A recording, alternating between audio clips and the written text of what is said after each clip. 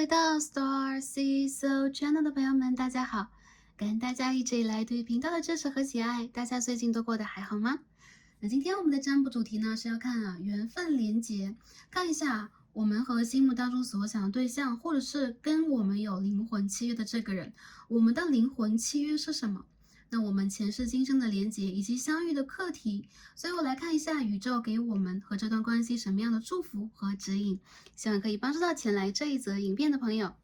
灵魂契约的这个话题，我们有可能经常会在我们其他的大众占卜当中会提到、会讲到。那今天我们会通过一个比较明确的占卜主题来看一下，我们和这一个人灵魂契约是什么样的。那我们曾经有过什么样的前世，或者说我们会有什么样的一个课题，我们有什么样的约定，为什么会遇见他？大家可以去连接心目当中所想的某一个对象，来看一下这个卡牌今天给我们什么样的信息和答案。当然了，如果我们处在一个单身状况，或者说比较年轻的朋友，我只是想看一下我和谁有灵魂契约呀，然后这个人是什么样的，我们的相处是什么样的，等等等等。那大家也可以选择今天的卡牌来对接和连接一下大家目前的能量和频率，来帮大家做一个简短的解答。那希望可以帮助到各个族群的朋友，就不管大家处在什么样的感情关系当中，处在一个什么样的族群，或者说这一个人不管目前有没有连接，他和你目前有没有交往，你们还没有联系，大家都可以在今天的占卜当中去寻找答案，希望可以帮助到更多的朋友们。感恩大家，也感恩宇宙。最后呢，也希望不管我们是有灵魂契约的还是没，那不管我们的协议和我们的约定到底是什么，我们有什么样的前世今生的连接大家可以去放一个更加平和和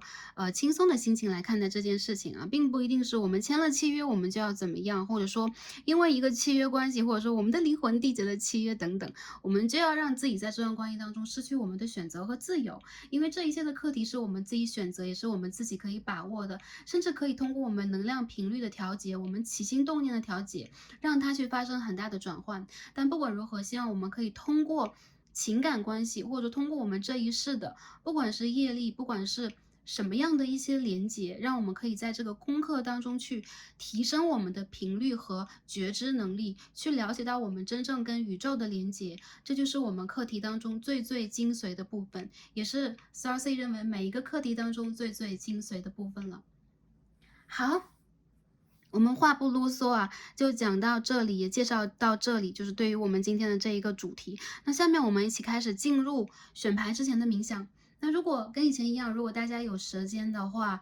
应该会花几分钟大家可以通过这一个冥想的环节来净化一下你们的能量，并且也帮助大家去连接到你们的高我，连接到宇宙，连接到你们的指导灵家族，然后帮助大家去做更加明确和清晰的选择以及判断。得到一些身心灵方面的疗愈的能量。那如果时间比较急赶的朋友们，那下面已经摆好了我们今天的参照天然石，大家可以根据你们的第一直觉，连接你心目当中所想的人，或者是你们自身的能量来做出选择。那我们的大众占卜是送给每一个朋友的，不管大家以疗愈为目的，以解答疑惑为目的，还是说以一个娱乐为目的，这个占卜就开放给所有的朋友。当然 StarSeed 一直会用一个就是最认真的态度来对待我们每一期的解牌和每一期跟大家的连接。非常感恩大家来到这一个频道，也感恩宇宙创造我们之间的连接。好，那下面我们一起开始进入我们的冥想单元。好的。今天我们同样通过这个声音的方式来连接宇宙。大家可以找一个比较安静的环境，或者说在可以放松的情况之下，放松你们的身体，安全的情况之下可以闭上双眼。让我们一起来聆听宇宙的声音。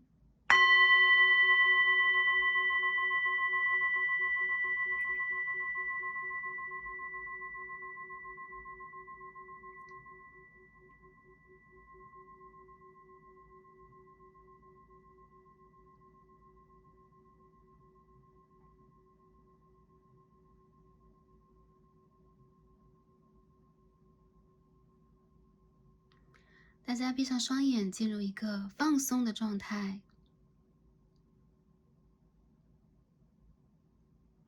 在这一刻开始，你是绝对平静的。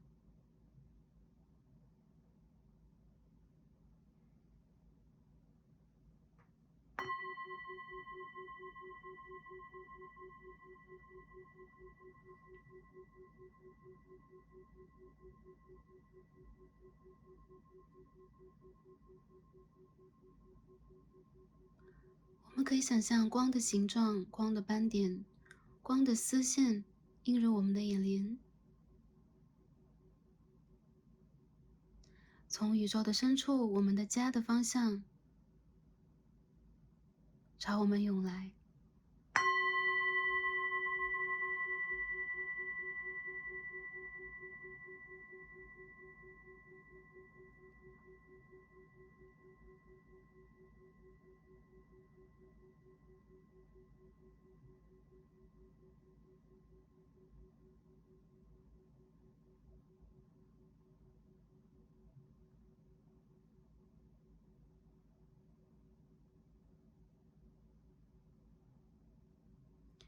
大家开始调整呼吸，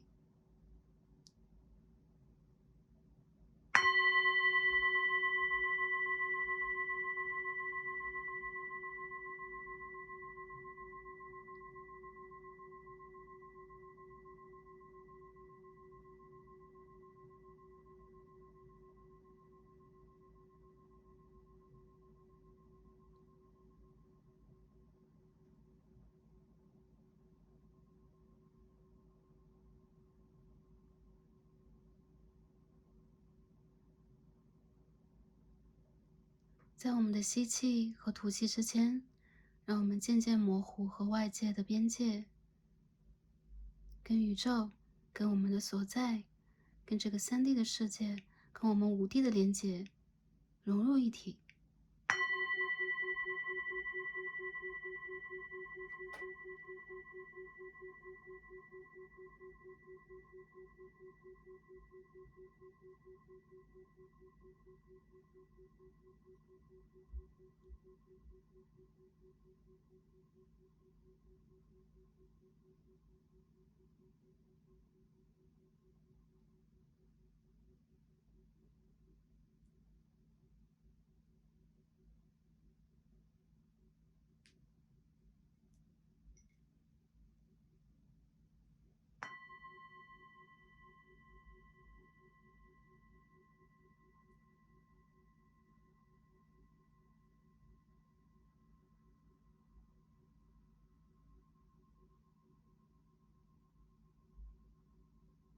想象此刻我们的身体是透明的，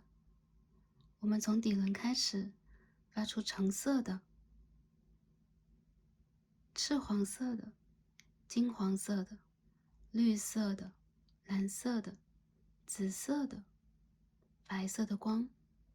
这光穿越我们的身体，从我们的底轮开始，直达我们的头顶。这光涌向宇宙，跟宇宙融为一体。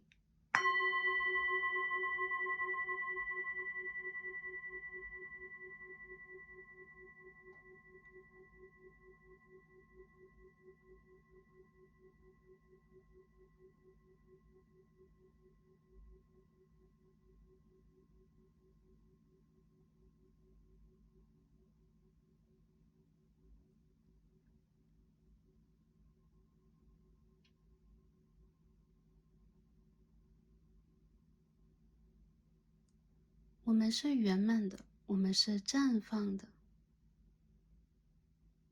我们是色彩斑斓的，我们是拥有和跟宇宙一样正在爱着的。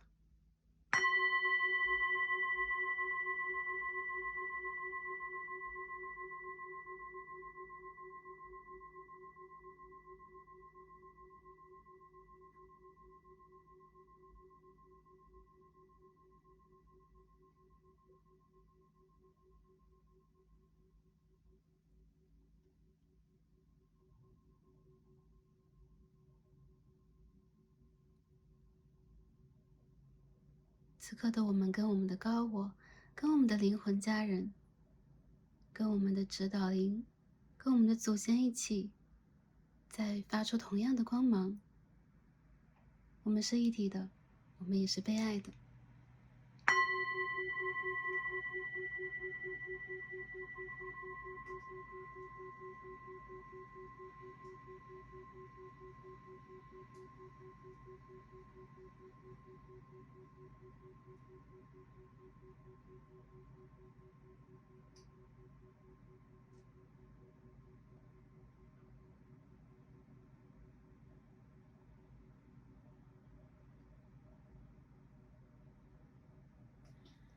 好，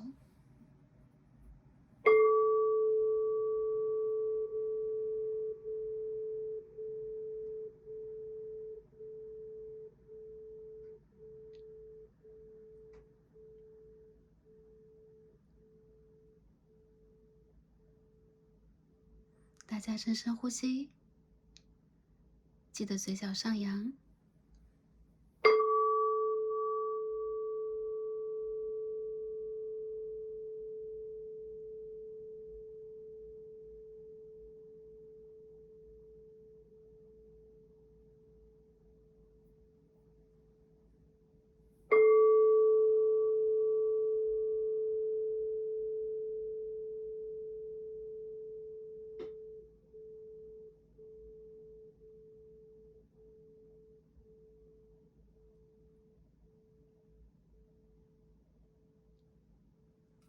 好，感恩大家，也感恩宇宙。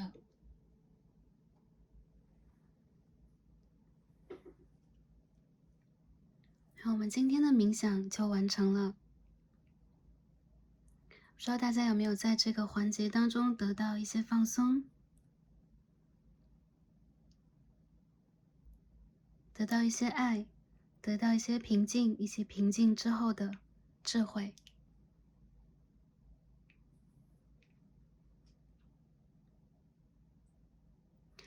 好，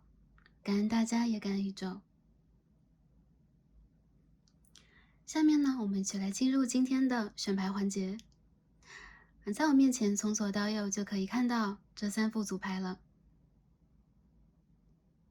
大家可以根据第一直觉来选择一副组牌，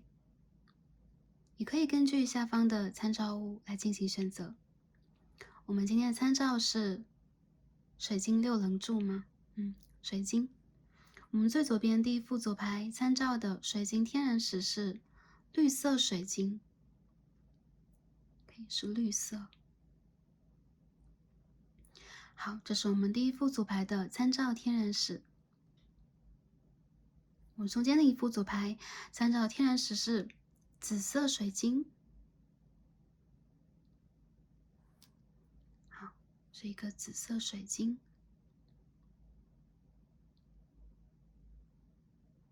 好，这是第2副组牌。那我们最右边第3副组牌参照的天然石是黄色水晶。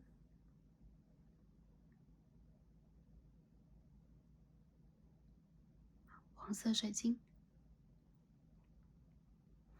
如果心目当中有想所连接和预测的对象，或者说想去查阅一下跟这个对象的连接的话，大家可以想着这个对象来进行选择。那如果单纯只是想看一下，我跟有缘之人、命定之人的契约是什么的朋友，你可以根据自身能量来进行选择，跟着自己的第一直觉就没错了。那第一直觉一般都会爆发在我们看到图画、看到颜色的前6秒之内啊。我们不需要做任何的联想，不需要做任何的，比如说喜好的判断，比如说我喜欢哪一个位置，我喜欢哪一个颜色等等。然后大家不需要再三质疑自己 ，OK？ 然后对多组组牌有连结的朋友们，也可以都点开来听一下，因为这是一个 general reading。想好的朋友们，就让我们一起来进入今天的抽牌和读牌吧。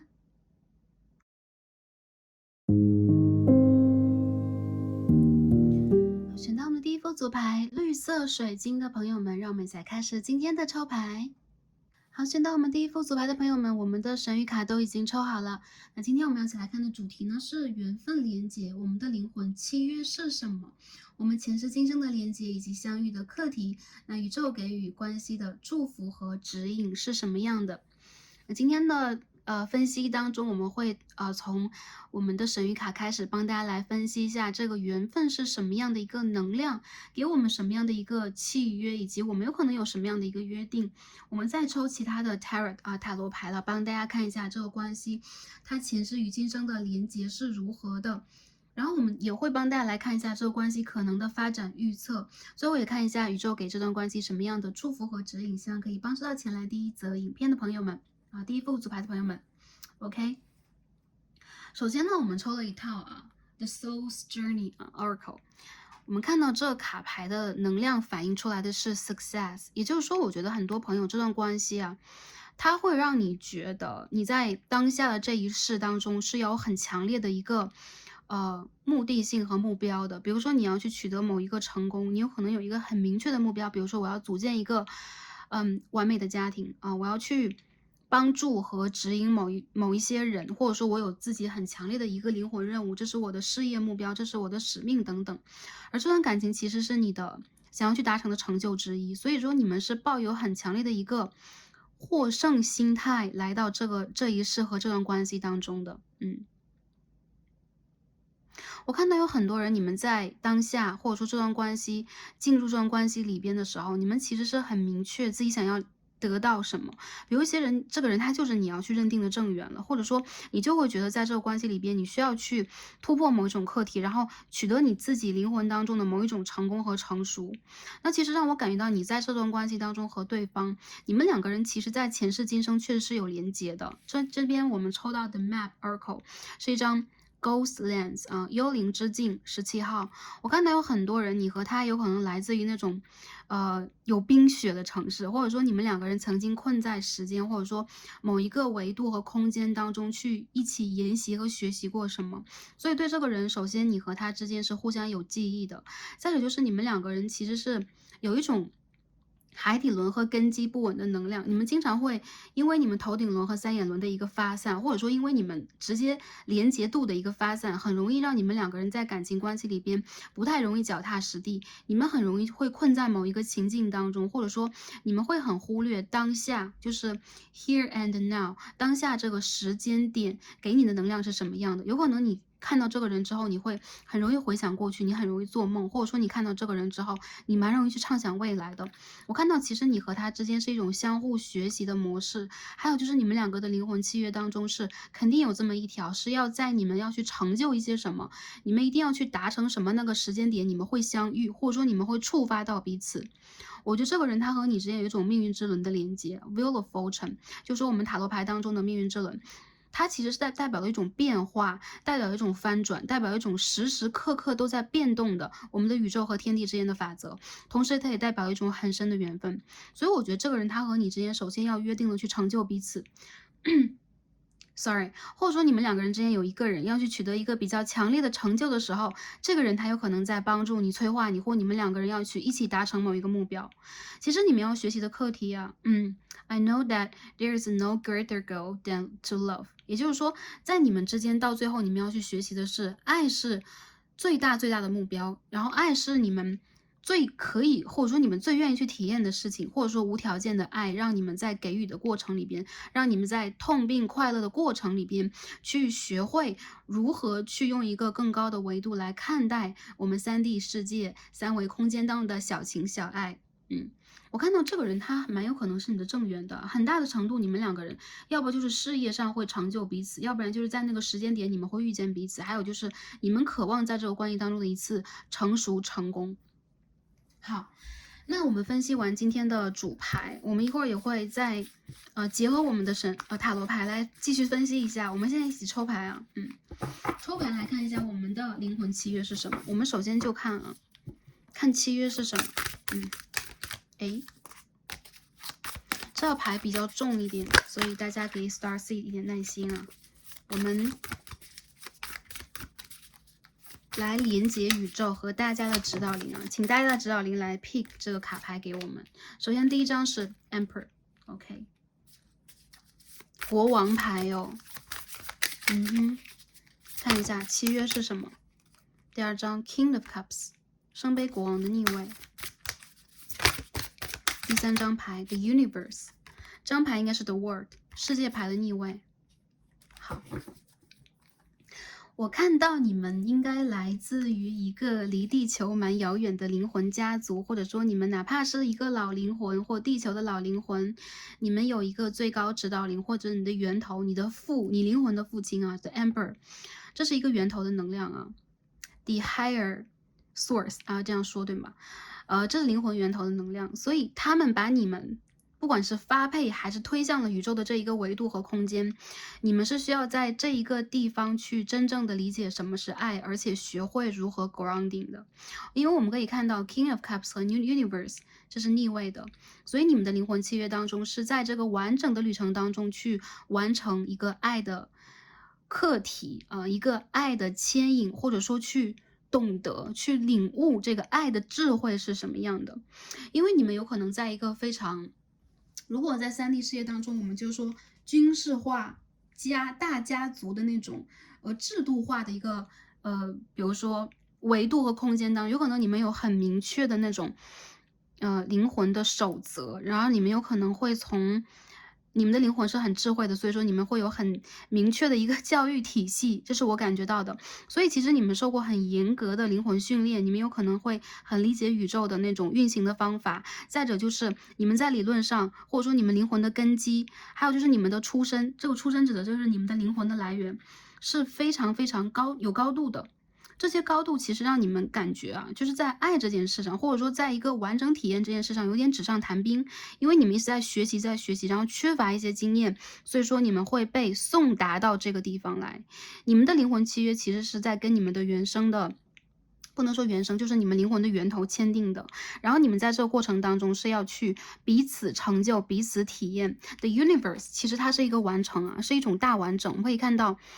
这当中有很多星球，然后也有那种满月的女神的能量。让我感觉到，其实有很多朋友，你们有可能需要去完成你们灵魂当中的一个碎片，或者说你们的一个拼图当中的一块。然后在这个过程当中，真正的去了解和领悟到我灵魂缺失的那一部分。所以说，其实你们两个人之间，让我感觉到有一种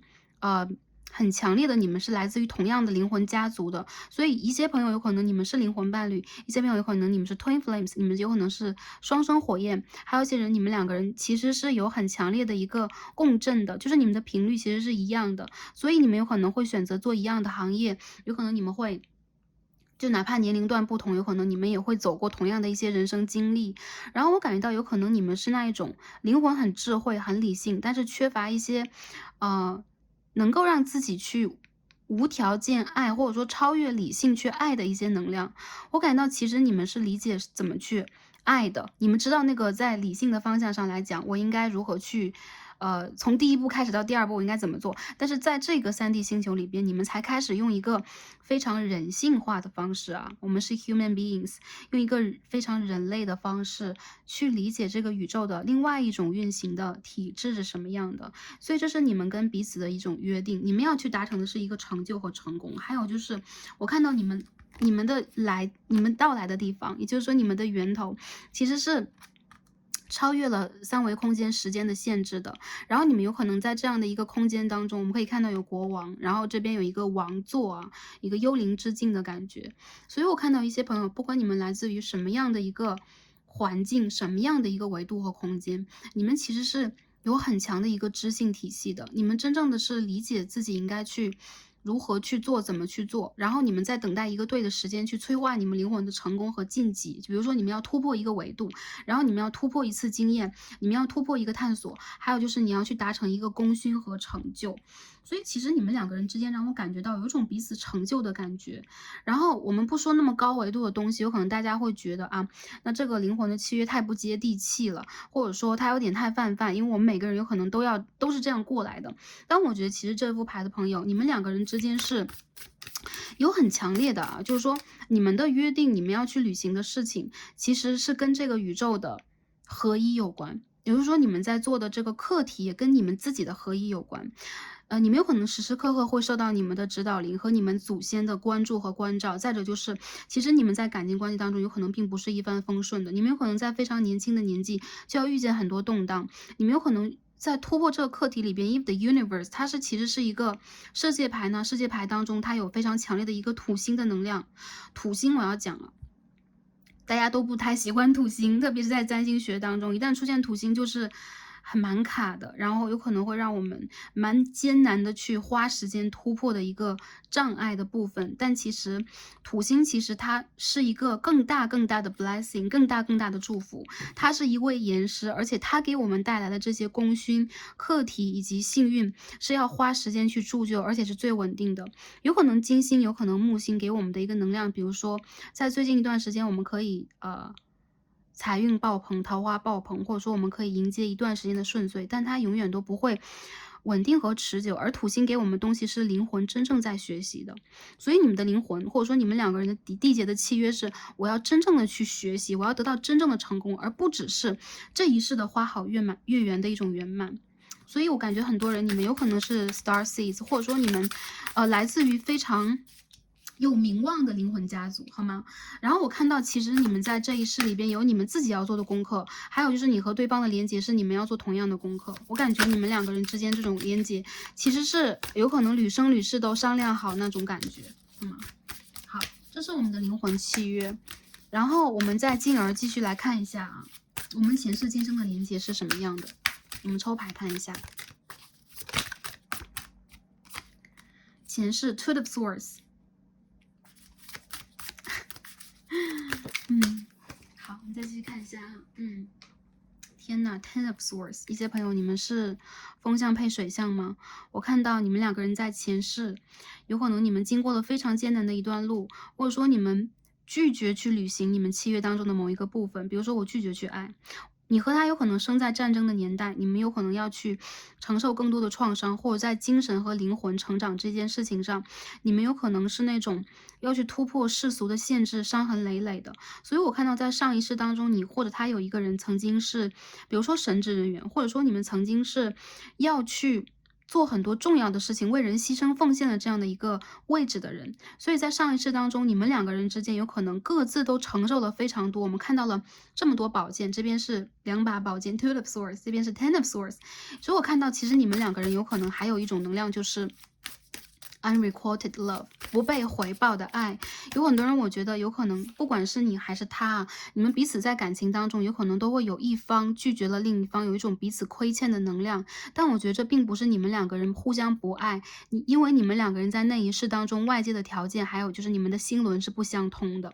我看到其实你们就是来自于同样的家族啊，水象的朋友你们水象家族，风象朋友你们风象家族的，就是你们两个人其实是彼此的一面镜子。但同时因为这一面镜子，你们在拒绝去爱，所以说你们在上一世课题失败啊，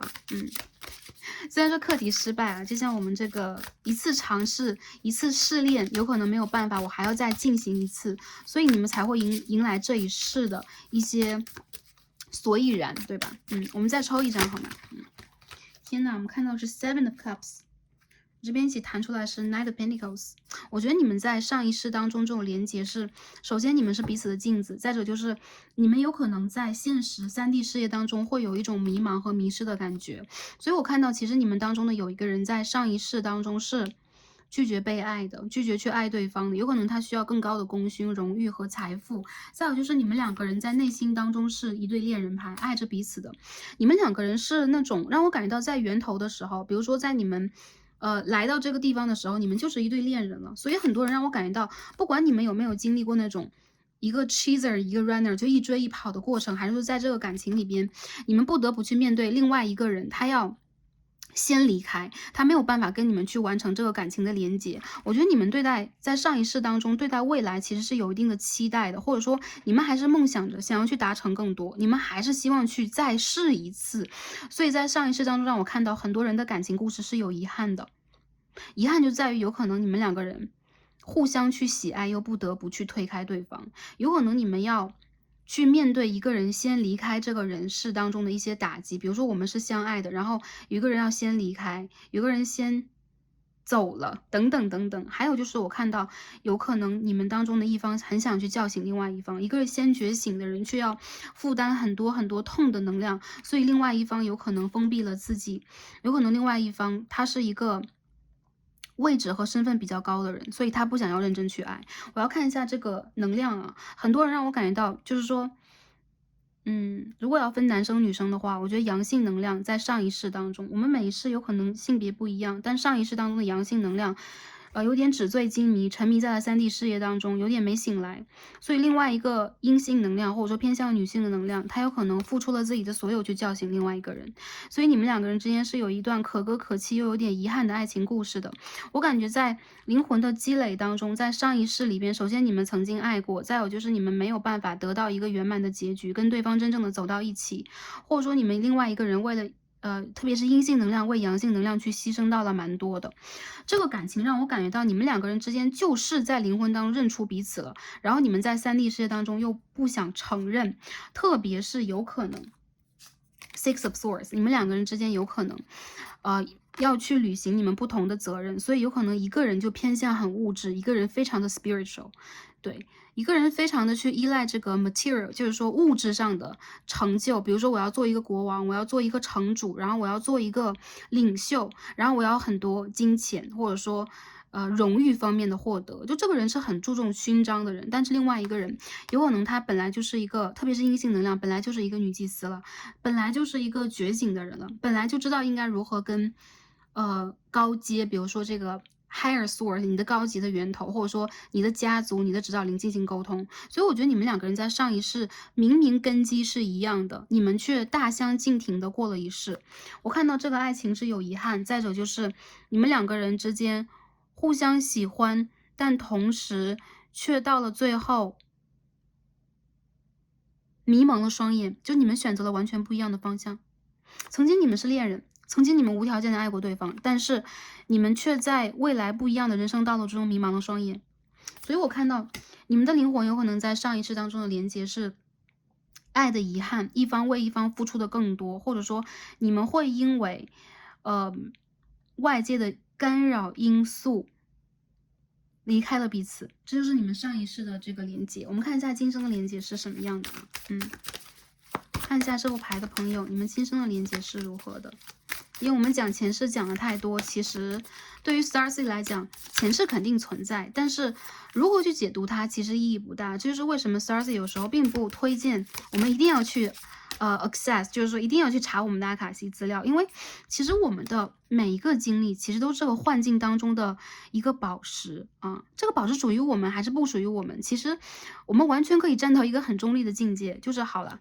有这样的一个故事，有这样的一个回忆，但是这一世的我们已经完全物是人非，我们已经改变了相貌，我们甚至改变了性别。你们曾经有可能一个是男生，一个是女生，然后这一世就会逆转等等。所以我觉得，其实，在你们前一世的连接当中也好，还是未来，我们要去看前一世这件事情也罢，我们都完全，我们可以去接受这件事情，它肯定会给我们的灵魂留下印记，但是它其实也并不是最重要的，它甚至不重要，好吗 ？OK， 所以我们看一下我们今生的连接是什么样的。好，到了今生的部分了，大家可以把今生的部分当做一个验证。虽然说今天我们没有导入一个验证牌的环节，看一下今生我们的连接是什么样的。好，第一张牌，好可爱 ，Ten of Cups。大家可以看到圣杯10号，然后跟这张 Family Tree 有没有很像？哎呦，你们两个人在这一世啊，让我感觉到，如果你想要看的是正缘，或你现在交往的一个对象，或者说有一些朋友你们单身，你想看一下这个极为重要的人跟你的灵魂连接是什么样的。你们在上一世当中 Ten of Swords 这个痛的经历，已经给了你们灵魂积累，以及给了你们一个我们说平衡业力当中的福报，就是你曾经痛过，然后宇宙要给你一颗糖。所以在这一世里面，让我感觉到这个人他就是你们一见倾心，然后你们两个人一拍即合，你们要走到稳定的交往关系，走到家庭的一个灵魂家人。这个人他是你这一世的灵魂家人。你们在上一世认出对方了，然后我觉得有被拒绝过，被拒绝认出对方的这样的一个能量会出现。而在这一世，首先你们就迎来了一张非常好的牌。OK，Ten of Cups 圣杯的10号，你们的灵魂在一起。用你们的频率汇成了一个彩虹，然后你们会打通彼此的一个脉轮，还有就是你们的相遇就是成功的啊，你们成功的认出了彼此，成功的走到了彼此的世界当中。好，我们再继续抽一下 Eight of Swords。好，我们再抽一张。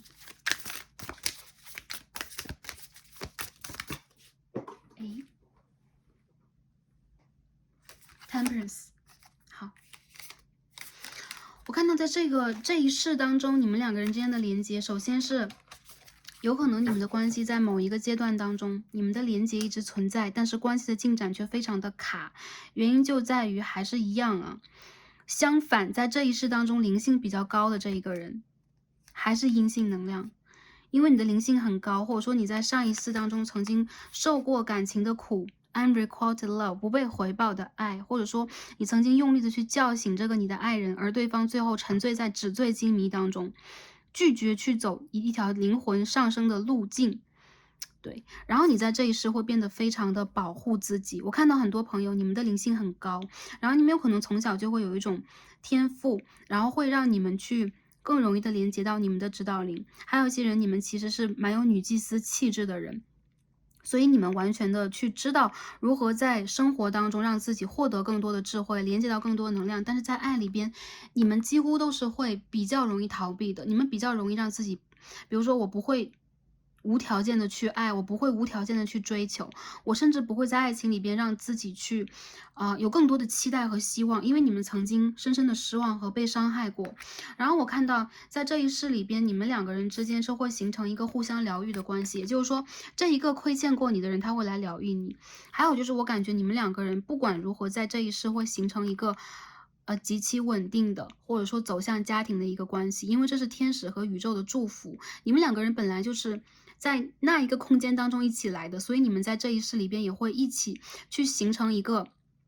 和美状态。我看到你们的时间已经来了，所以有很多人，我觉得你们在这一世的连接，哪怕现在你们处在一个关系很卡的阶段，哪怕你们有很多内心伤痛，你们两个人都有啊，不能去疗愈的内心伤痛，言说不了的。比如说我从小我看到一些戏剧情节，然后我听到一些歌曲，或者说我看到爱情我就要逃避，或者说我会让自己在感情里边成为一个能看到能听到，但又会装聋作哑的人。原因就在于我感觉到你们需要先在这一世当中走完一个互相疗愈的旅程。我看到有很多人，这个人他要么就是你年轻时候就遇见的爱人，这看时间不同啊，不同的朋友，你们不同的配对遇见的时间不同，但是你们会在一个最对的时间遇见彼此，或许打开你们的一些认知上的障碍和界限，它会让你去真正的看到你们内心当中需要去被疗愈的部分。我觉得如果这个关系在上一世是一方欠另一方更多的，在这一世会形成一个补齐，也就是说你们的业力会被补全。所以我觉得这个关系里边肯定是有一方爱另一方更多，而一方是逃避的。这次的连接里边是教你们如何去耐心。比如说这个人他还是有一些冥顽不灵，或者说他会让你觉得多少会有那种伤害你的元素。比如说你会觉得对方很花心，比如说你会觉得对方他是一个很自我很自负的人，比如说你会觉得你们两个人之间总是差那么一点点，好像没有办法去走到一个完美的结局，甚至你要去被动等待对方等等。我觉得这个宇宙都是在用同样的一种方式再去疗愈和教会你们的内心小孩和你们的高我，让你们真正的去得到更多能量，进行一次释放掉你们潜意识受到的这个宝剑给你们的制约、伤害、伤痕。内心中有伤痕的朋友，我觉得有可能会选到这一组，就不管是来自于原生家庭的，还是就是你经历的一些感情，会让你多少会觉得有一种在消耗自己，或这个人他在消耗你。然后你会很怕被这个感情，或者说被一个负面的情绪和能量勾住了，你很怕让自己陷入一个 toxic 的局面啊。但我觉得这一副组牌的朋友，你们不会。很多人我觉得这个人是你的正缘，你要看的人是你的正缘。不管你们两个人曾经经历过什么，我觉得你们两个人这次相遇，去疗愈到彼此这个部分就很重要了。还有一些人，如果你们两个人不会说完全成为一个彼此的家人关系，比如这个人他就是你的一个前任，然后他已经走得很远了，等等等等。如果他已经帮你去完成了一个你内心当中一直很犹豫的课题，比如说我如何去疗愈我自己呢？我如何让我自己达成一个圆满状态呢？我觉得这个人他会给你一些课，然后让你去真正的学会 temperance， 用耐心，用爱，然后连接你的天使，连接宇宙的光芒，让你灵魂的花开放。所以有一些人，我觉得他有可能会给你留下一些希望的种子，不只是在感情里的，还有就是自我疗愈的希望的种子。因为我可以看到这个卡盘当中两个女生，一个是蒙着头纱，这是 Eight of Swords 宝剑8号，还有一个是掀开自己的头纱，然后展开自己的双手，在疗愈，在爱，在跟天使合二为一。所以我觉得这个人他的出现一定是在你的生命当中很有意义的。还有就是你们会带给彼此很重要的一次成功和成就。我看到有一些朋友，你们来自于那种，我觉得你们的灵魂其实是来自于我还是要这样说，有冰雪的地方。所以比如说你们的原生家庭，比如说你们曾经成长和生活过的城市，比如说你们有可能会在自己的灵魂的某一个层面当中，会觉得自己是缺乏归属感的，自己是很难去依赖的，因为你们曾经受到比较严格的就是灵魂的教育。所以我觉得在这一世当中，你们也在学会如何让自己温柔。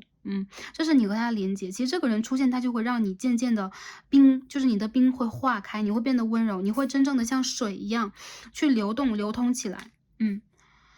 OK，这是我感觉到你们在今生的一个连接，然后你们相遇的这个课题，然后我们再分析一下这个情感在3D 世界当中的状态以及发展是什么样的，好吧？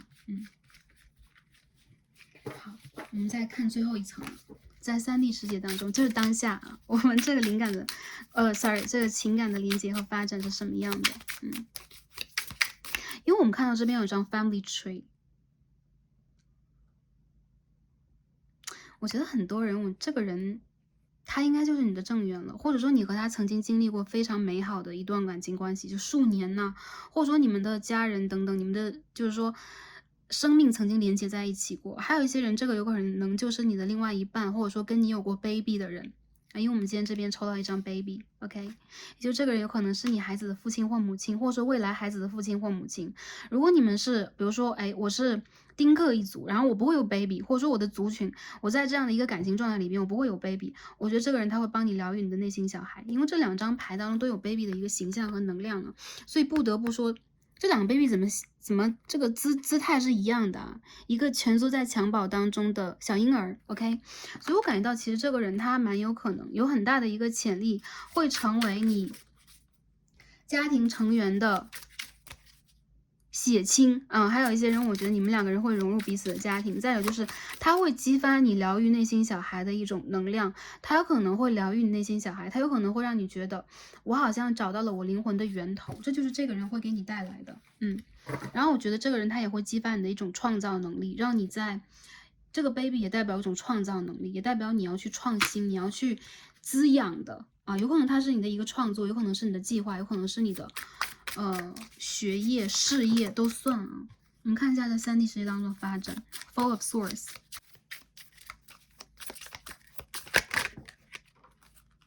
Two of Pentacles，OK， King of Swords， Five of Pentacles， 再抽一张，Queen of Swords and Death， 这是一起出现的。好的。这边有一张 Six of Cups 掉出来了，圣杯6号的逆位。我觉得你们2个人就是彼此的灵魂伴侣啊。很多人我感觉到在这个关系里边，你们2个人有一种很强烈的镜面关系。然后在这一世里边，你们要去突破的就是那种，很多人我觉得有物理上啊，然后金钱上啊，甚至是。有可能你们要去突破一些现实条件里的制约，有一些人有可能一开始会参与到一些三角关系当中，还有一些朋友，我觉得你们2个人因为第一眼就认出彼此了，无论你们跨越了多少的障碍，你们2个人还是会有一种彼此映照的感觉。每个朋友的关系，就是你们最后的发展的结局是不一样的，但是我感觉到你们在这一世当中一定会帮彼此去蜕变和成长，然后你们一定会在这一世里边认出彼此啊，这是比较明确的一个项，然后你们也会彼此依赖、彼此帮助，然后给彼此很多美好的回忆。我感觉这个关系里边，你们2个人一个 Queen of Swords， 一个 King of Swords， 在之前的这个占卜当中，我有看得到同样的一个象啊，就是互相对立的，互相是彼此倒影的一个情形。然后让我感觉到，其实你们2个人之间有可能各有各的无奈，有可能一个人的无奈就是我现在在这个环境当中，我不能动，我不能走，或者说我不能去进行某一种选择，或者说我在金钱和家庭感情里边我就无法进入选择。还有一方，特别是阴性能量的一方，有可能会因为这种现实的状态，你会觉得自己比较无可奈何。然后我觉得你们2个人之间有可能也会因为金钱事业呀，异地考验呢等等，会就是感情关系会卡在这个地方。我觉得有些朋友，这个人他有可能是你的前任，或者说你们2个人之间真的是曾经两小无猜过，或者说你们2个人的关系曾经就是有过很美好的部分，然后这个人他在心中 King of Cups 对你是没有忘怀的啊。圣杯的国王牌，这个牌的圣杯国王怎么穿着一个熊的外衣呀？OK， 对你是无法忘怀的。然后我觉得其实你们两个人之间的关系有 Ace of Pentacles， 也就是说你们在现实当中就是会有一种50-50的概率，就是有一些朋友，因为每个族群不一样，你们会真正的走到一起；还有一些朋友，就是他和你会成为彼此心目当中最特别的那一个存在。疗愈了你们自己内心小孩之后，你们会往自己现实条件的人生走去。所以我感觉其实这一个关系里边没有谁亏欠谁，因为在上一世当中你们已经走完了一个互相亏欠的过程，而在这一个世当中，你们两个人有可能会需要去创建属于你们的真正在物质体系当中比较明确的东西。比如说我和他有明确的目标，我和他居住在一起，我们两个人有明确的未来，进而你们两个人可以发展成为一个真正的彼此依靠的家庭关系、家人关系。其实你们是彼此灵魂的家人。这边是 The Magician 啊，有一张魔术师牌。所以我们可以看到是 Three of Wands 权杖的3号，也就是说我觉得有很多朋友，我们要分不同的关系来讲，如果这个人他是你的这个交往对象的话，你们两个人可以走到一起，但是还是一样，现实条件对待你们来讲是很大的一个考验。然后我觉得这个关系当中一定是阳性能量为阴性能量可以付出，或者说在情感当中会有更多的回馈和回报的，这是基于你们潜意识的情感关系给你们的一个，我觉得是回馈吧，或者说一个业力的平衡，一个追一个跑会变成一个跑一个追，然后你们两个人的角色会调转。还有一些人让我感觉到，有可能你们两个人要去，有一方要为另外一方去守候和结束一个异地的关系，然后有可能你们会成为真正的眷侣。还有一些人，如果他是你的前任，或目前这个关系没有办法进行，然后卡在这里的话，我觉得你们两个人之间确实是无法忘怀的一个感觉。有可能你们会有一些 trust issue 啊，你们有可能也会觉得在感情关系里边会有一些三角关系的抉择和平衡。你们两个人之间其实是会有一种让我觉得在内心里面会把彼此当成一个重要的人，但同时也会因为爱面子下不来台的一个局面啊，就是不想给对方台阶。所以很多时候让我觉得你们两个人就是冰山皇后配冰山国王。对 Ghostlands 让我觉得其实你们两个人在人生当中有可能会遇见很多很多机遇，但是这个人有可能是触发你去走到彼此，或者说走到自己应该去走的那个领域当中很重要的一个机关。然后还有一些人，我觉得如果他和你的关系就冻结在这个地方了，这个人他会不会回来联络你？我觉得这个人他的行动其实并不是很强烈，但是他在心里边就会一直有你的形象。对，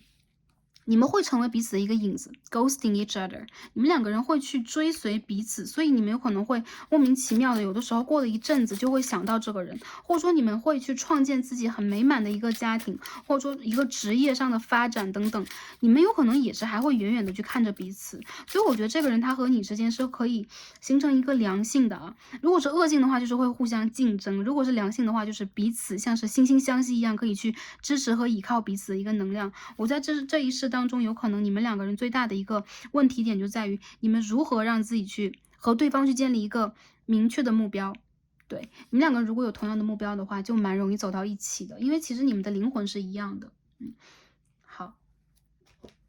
我们最后再看一下其他的卡牌给我们这段关系有什么样的提示。首先在洗牌的时候，就是第一副牌的朋友，你们的牌反复会掉出一个雪花，很可爱啊 ，Snowflake。这个 Snowflake 就蛮像是我们这个幽灵之境给我的能量，所以很多人我觉得你们有可能或者说你们在那个国度等等啊，或者说你们的地方有可能纬度高一点，比较容易下雪，然后你是对方心目当中的一个小雪花、小水晶，所以说你是很特别的，然后你是很纯净的，你是有一种疗愈能量的人。我觉得在你们两个人的关系里边，你们蛮容易去冷彼此的，就是容易冷战。你们容易在关系当中去形成一个恶性互动，因为其实我觉得对待你和他来讲啊，如何去让彼此去焕发出一个火的能量和激情是非常非常重要的。有很多人我感觉到你们两个人就是风的组合，水瓶、双子、天平，然后还有一些人你们是水象的，天蝎的能量比较强一点，其次是巨蟹和双鱼也会有，然后我觉得你们两个人其实也有射手座的能量会出现。你们两个人之间其实是在内心当中会把彼此当成自己理想爱人的角色，所以说你和他有可能是彼此很就是内心里边会觉得这个人他是我很理想的一个另外一半，他是我很理想的妻子和对丈夫的角色啊。wife or husband material，或者说一些朋友，我觉得这个人他蛮像是你的家人，或者说你未来小孩的父亲或母亲那种感觉。然后我觉得对于女性朋友来讲，在对方的心目当中，其实你是维纳斯的女神，金星的女神，然后你是很独一无二的，但同时她在你身上也正在去学习很多自己没有的部分。然后我觉得你们两个人在上一世有可能没有经历过一个稳定的家庭关系，就你们在上一世两个人有可能都没有结婚，或者说有一个人他有自己的后宫3000等等，会有这样的一个能量，所以去搭建一个稳定的关系，也在这一世当中非常的重要。因为你们缺乏一个家庭的状态，但这一世里边会给你们一个很明显的状态，就是你们要去扩展你们的 family tree， 你们要让你们的灵魂打开，而且你们要去。有些人是开枝散叶，有些人是把你们的灵感真正的放在3D 的世界当中，形成一个很明确的事业体系、家族体系。然后我觉得你和这个人是一个圣杯十的关系，你们就是彼此的家人，彼此的一个依靠和后盾。还有一些人他很明确的就是会看到你是一个，你是一个很想让他就是停留下来，去创造下一代的人。你们两个人在这一世里面，有些人你们有契约是要有你们共同的小孩，你们的血脉和 DNA 要通过彼此延续下去的这样的一个能量。我们再看一看宇宙给这个关系什么样的建议和指引。有些人 Alan， 有些人你们生活在岛屿上然后你们有可能会有距离有些人有可能你们要旅行去看对方有些人你们生活在欧洲或者冰岛嘛。还是说你们生活在澳洲或者说一些岛屿上，还有看到其实你们有可能会有这种度假能量，你们两个人其实是你们各自都是一个孤岛，就很容易去孤立对方。但是其实你们这种孤立并不是没有爱的，因为我们抽到一张金星的能量，爱的能量，所以其实我看到你们两个人是爱又冻结的一个感觉，很像是你的某一个前任，然后你和他隔海相望，然后你们两个人就变成一个孤岛，因为其实你们两个人都很想独立。这个关系当中其实是在考验你们的一种独立，也在考验你们能不能够在成熟的一个状态再重新让自己去焕发爱的生机。所以任何的年龄都不晚，我觉得很多朋友你们要突破的其实是自己的一种成长和局限。再有就是这边一张 fish 鱼的能量这个其实在雷诺曼当中会有，也就是说其实你们两个人怎么回事镜面关系再者就是其实你和他之间有很多剪不断的渊源和连接，再者就是去维持和去真正的引发经济财富的稳定，然后真正让自己有一个更大的格局去创造事业，有可能是你们两个人都想做的。所以因为事业有可能会耽误了你们的发展，会耽误了你们人生当中很重要的一个阶段，去拓展感情这个课题。有可能你们会那我就是一个无情的做事业的人，然后我是一个独立的女强人，对方是一个独立的强人等等。但我觉得其实你们两个人之间总要有一个人先走下来一步，我觉得是男性能量。如果你是女生的话，你可以等。我觉得你可以等待，因为你越是成熟，你越会有这个能力和魅力去吸引你世界当中真正的花好月圆呢，就是情感圆满这种产生。但是我觉得其实你和他是都是那种架子和格局蛮大的人，然后你们在追求事业和财富的这条路上，有可能会遇见很多阻碍，有可能会让你们在不同的路上去往前走，所以你们有可能要走到一个平行线的状态，但这不代表你们两个人不是那个对的人。所以我看到是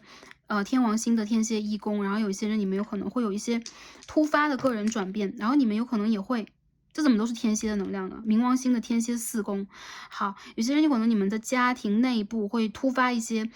问题和转化，然后有可能会让你们两个人形成这个关系里边更深的一个连接。还有就是你们两个人是会有一种闪婚状态的，如果这个人他是你的某一个前任或现在交往的人，必定会因为一些家庭内部的问题和状况让你们突然成熟，然后突然闪婚，突然选择去定下来，你们最后是要定居的。当我感到其实你们就像岛屿旁边的鱼群一样，你们在不停的让自己去转换自己的能量，有可能你们会创造自己的家庭，创造自己的财富，但是到了某一个阶段，你们又会因为个人的提升想要去发生转化。这个人他就是你前世的人，我看到其实你们两个人前世的连接很强，然后你们就是去 trigger 触发到彼此某一个人生重大改变成熟的契机的那一个人。所以不管你们处在一个什么样的阶段里边，我们还是绕回到今天我们的课题，我们今天的主题啊，我们的灵魂契约是什么？你们的灵魂契约是触发彼此的成功和成熟。你们会在对的时间进入彼此的人生。如果你们现在还没有办法的话，那我觉得有可能你们的人生里边会有其他的一个安排。但无论是什么样的安排，我感觉到其实你们在这一世里边是值得幸福的家庭、稳定的事业，然后也值得让自己去拥有自己灵性当中的一种蜕变。而这个人他无论如何都是你的一个催化剂。然后更多的时候让我觉得你们两个人之间其实是有一方在非常强烈的祝福另一方的，因为在上一世里边你们的连接是没有办法去达到一个圆满的或者说平衡的一个程度，所以宇宙在给你们一个机会，让你们在这一世修完你们想修的下一段人生旅程，然后你们在这一世是有福报被祝福的，因为你们在上一世有很强烈的一个灵性修养的，或者跟宇宙连接，跟你祖先家族连接，共创事业的一个潜质。也就很多人你们有可能就是神职人员，你们有可能就是积累了福报，你们有可能就是付出了更多，所以在这一世当中你们会有很强烈的一个事业拓展的契机以及好运，好吗？很多人我觉得你们蛮有魅力的，但是你们却在封印自己的魅力，你们很希望自己能够去达到独有的就个人课题的一种完成，比如说我要更好的事业，然后我要让自己站在更高的位置，所以你们两个人又是互不相让的一对。好 OK， 那我们今天就在这边分析到这里。最后我们看一下祝福和指引是什么。我们今天就抽了一张oracle， 看一下 True Love Reading Cards 告诉我们什么。 Serendipity， 旅行当中那种神奇的相遇啊，总是能够在下一个拐角里边，我们能够看到神奇的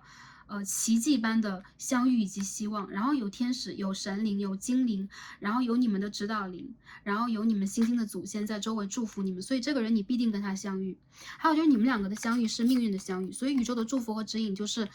你和他的相遇就是一次祝福，就是一个 blessing。然后宇宙也在帮助你，让你在自己的旅程当中去遇见更多的美好。比如说你会突然的遇见一些贵人呢，你会在这个岛屿绕过这个岛屿之后，你会看见那种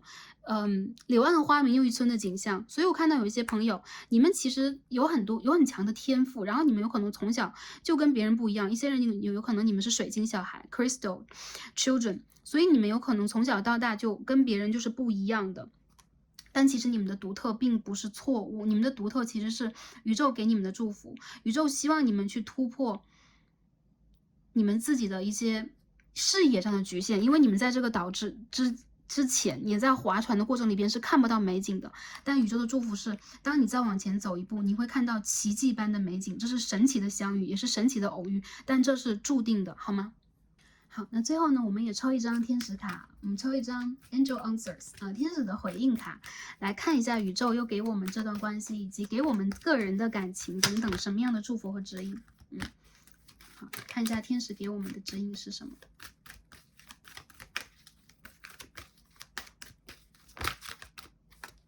Take action， 然后一起喷出来的这张牌，或者说扭转过来的一张牌是 Yes。叹号，也就是说，我看到很多人在不遥远的未来当你真正的去行动起来，比如说我在划船，那我在搞我的事业，然后我在继续做我自己，你一定有自己的旅途，就是个人的旅途。所以在你个人的旅途当中 ，take action， 再往前努力一下。我看到天使给你的回应是 yes， 你会遇见你应该遇见的对的人，然后正缘。我看到很多人，你遇见的这个人，你显化的这个人是正缘。而如果你在看这个视频当下是单身的话，我觉得你要去显化跟你有灵魂契约的这个人，他应该是你的另外一半呢，你们两个人会有很美满的大家庭。再有就如果这个人他是你之前的一个人，你有可能在纠结，你们两个人有可能会有一定的未来，但前提条件就是你一定要往前去行动，达成你自己独有的目标。还有就是我觉得如果你们两个的关系就是卡在这里边，那其实你已经被触发完了，你们两个的一部分已经完成了，那未来是什么样，当你真正的打通了你的我们所说任督二脉嘛，或者说你自己一个课题完成了之后，你自然而然的会明白，在未来一个阶段里边，你应该如何去显化你自己的幸福和成功。就不一定是这个人，但你自己的幸福和成功就在不远远的未来等着你。所以我觉得其实你们已经有成长了，而且我看到其实你们是很被祝福的人，好吗 ？OK， 那今天第一副组牌我们就分析到这里，很感恩跟大家今天的连接，然后看了一个很有趣、很有深度的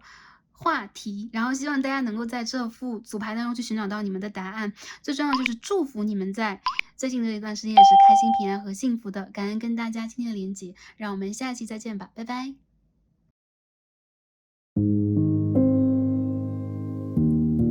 好，选到我们的第2副组牌紫色水晶的朋友们，让我们一起来开始今天的抽牌。好，选到第2副组牌的朋友们，我们的神谕卡都已经抽好了。那今天我们要一起来看的主题呢是缘分连结，来看一下我们的灵魂契约是什么。那这个灵魂契约就是我和我们心目当中所想这个对象，或者说一个情感对象的灵魂契约。然后我们再看一下和这一个情感对象或这个人前世今生我们有什么样的连结，我们相遇的课题是什么样的。最后来看一下宇宙给我们什么样的指引和祝福，希望可以帮助到前来第2则影片的朋友们。好，第2副组牌的朋友们，我们首先看一下今天的指引牌，我们抽到了什么啊？大家看到了第2副牌，指引牌是第42号 Wide Open。我看到有很多朋友啊，你们身上是有这种白色 aura 白色光的人啊。我看到其实你们是一个会敞开自己给宇宙的人，在这一世你遇见任何一个感情关系，任何一个不管是情感还是你遇见的人，其实你都会抱有一种非常开放的心态去打开自己，去接受任何一个实相，并且去创造自己的实相。我看到很多人，你们来到这个星球是来体验的，在这一世当中，你们会解开前世今生的某一种束缚，你们会打开心轮，真正的达到属于你们的状态，然后你们会非常坚定的去做自己。我看到有很多人，你们的灵魂在这个过程当中已经觉醒了，而且你们会站在一个更高的角度去看待关于前世啊、今生啊、情感的一些课题。我不得不说，第2副牌的朋友，你们的频率是非常高的，而且在你和你心目当中所想这一个对象或特定对象的缘分连结当中，他有可能是那一个去帮助你打开自己更多的人。比如说这个人他身上会有我们身上没有的东西，比如说他会帮助我们去体验很多物质以外精神上的东西。然后我看到，其实你来到这一世本身自己就是有自己的一个purpose 啊，我们说神圣的目的，或者说你们的使命，而且I know what I am here to do， 你知道你是来做什么的。所以很多朋友有可能你们会有自己的职业上的、精神领域上的、灵性修养方面的追求以及把握。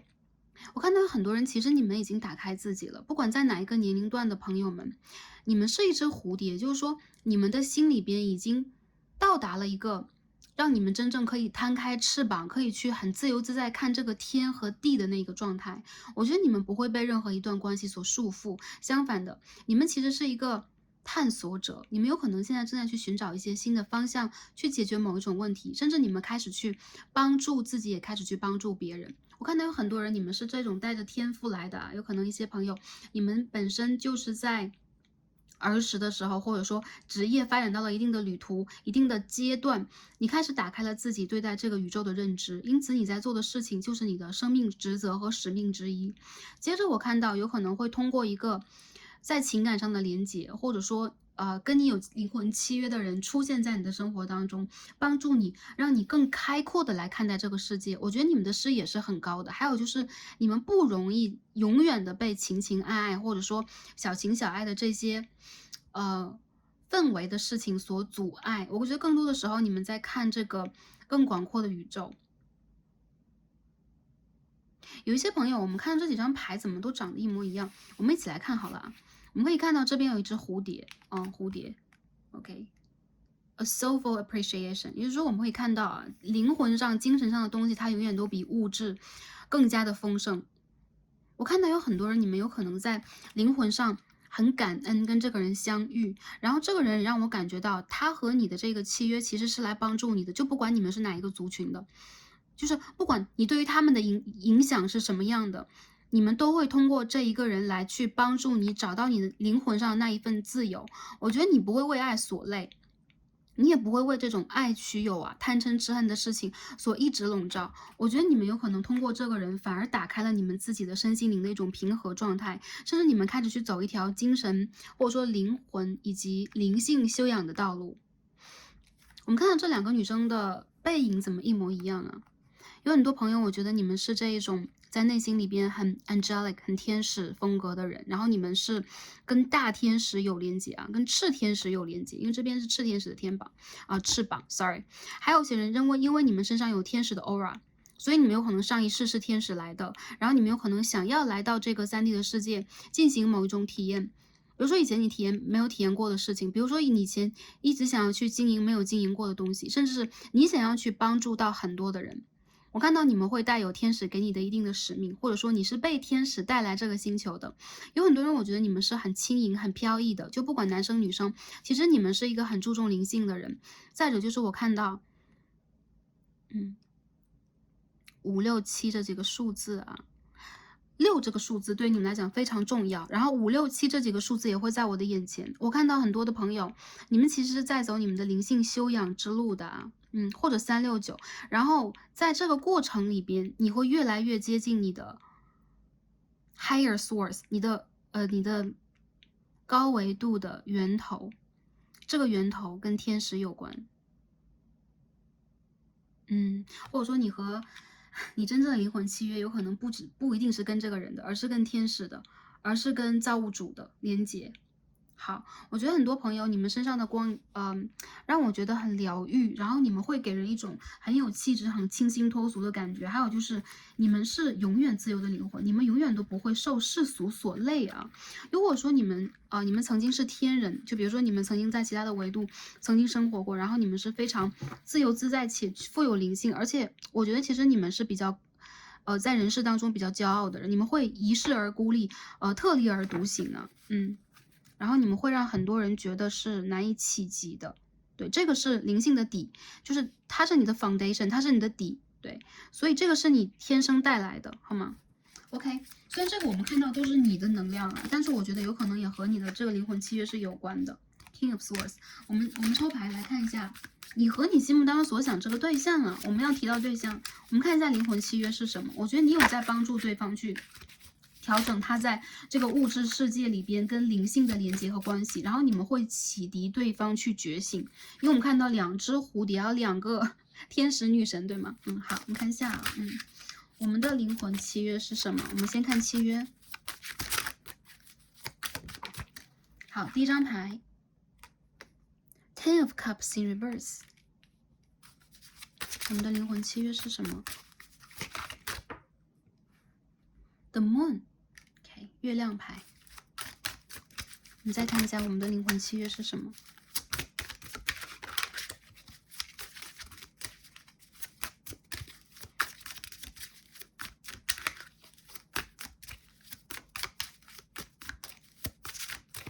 我们和这个人有过什么约定？我们要去实现什么？怎么这么多牌飞出来了呀？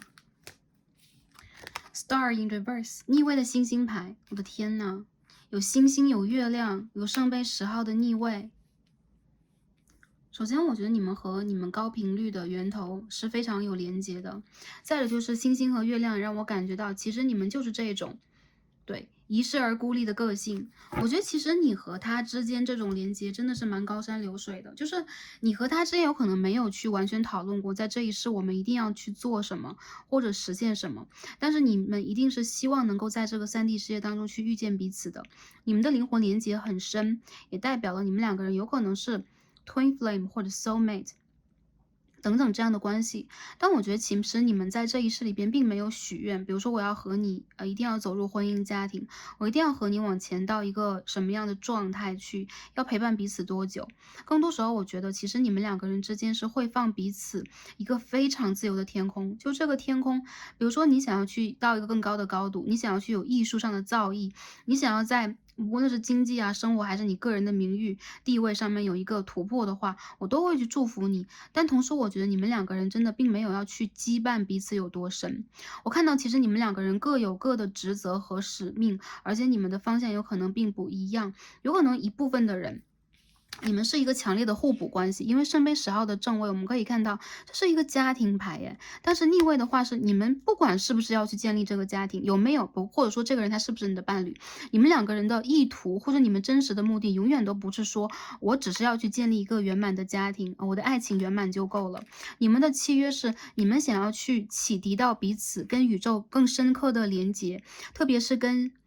Divine Feminine 神圣女性能量更深的一个连接。然后我看到其实你们是那种理想和目标非常高远的人啊，比如说你们想要有一个提升维度的计划，比如说我之前在5维度生活，我要去7维度生活，我要去7维度学习等等。你们两个人有可能想要通过这样的一个方式啊，就比如说在这边生活，然后生长的一个方式去达到那个目标。所以我觉得你们的灵魂契约里边更多的是我要去帮助你，抚慰你，我要做你的知己，我要去理解你。很多人我觉得这个人他跟你很像是最好的朋友，或者真的是非常非常好的朋友，他有可能并不会跟你完全走入那种你侬我侬的情感状态。还有就是如果你们两个是一对恋人的话，你们会非常高山流水的放彼此自由，因为你们知道你们彼此的灵魂都是有一定的自由度的，而且你们有自己的神圣使命和职责。比如说有一个人他是要去做比如说做教师的，然后另外一个人有可能要去做艺术家，所以你们不一定要我一定要去牵绊住对方，或者说这个人他要远行，他要去很远的地方去实现自己的理想，那我也一样，我也会张开我的双手，首先祝福他，再有就是把我自己也放到一个更高的状态和角度去看待每一件事情。我觉得你们两个人的感情是特别的高尚的，更多的人让我觉得，如果这个人他是你的前任，或者说你和他之间现在还没有相遇，我觉得你会遇见一个让你觉得非常清新脱俗的，让你觉得懂你。他这种懂，并不是说我一定要和你往前走，要去经营什么样的一条路，而是我知道你，我永远都知道你。然后你是我，比如说我们两个是银河当中2颗星星，然后我们一直都在银河当中去划着我们的小船，然后往前去实现我们的人生。然后我和你就会，彼此远远的看一眼，就会形成这样的一种默契，一眼万年的默契。我觉得你们两个人其实蛮像是那种彼此守望的知己的，就是你们都有自己要守望的天空，但是这种天空倒并不一定是我要互相奔赴，因为我们可以看到你们面前都是白光，你们面前都是天使给你们的光，所以我看到去做好你们应该去履行的事情，甚至每天柴米油盐把自己的生活经营好，也都是你们要去做到的事情。更高程度的打开，还有就是你们会让彼此觉得我做的事情并不是没有意义的，然后我自己的坚持并不是没有意义的。虽然说你不一定在这条路上陪着我去走，但是只要我看到你，我的内心里边就会有一种有底的感觉。所以我觉得这个人他知道你的灵魂的目的，或者说你灵魂的使命是什么，你也知道他的使命是什么，所以你们会非常尊重彼此。这是我看到你们的灵魂契约，就是月亮牌，其实它是一种深刻的灵性连接。在传统的就是比如说塔罗牌当中吧，我们说韦特塔罗等等都可以。月亮其实是2只神兽啊，它在河的两岸，然后看这个月光。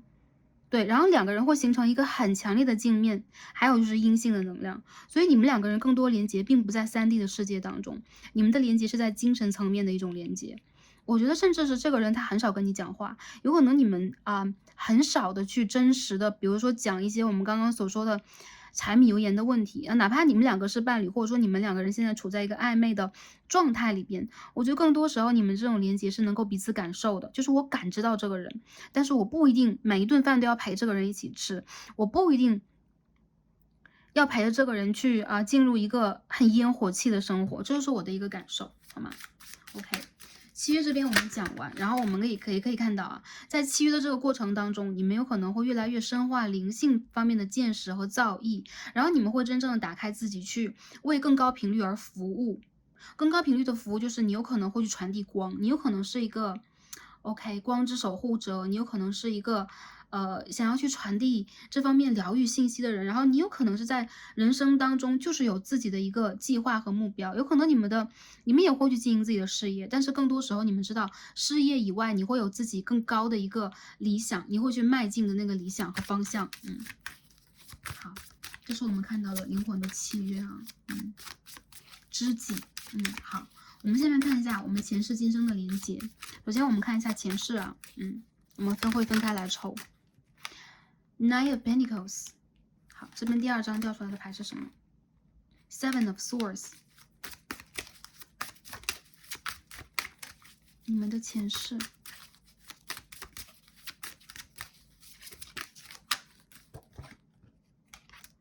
等一下，我们再把这个牌洗一下，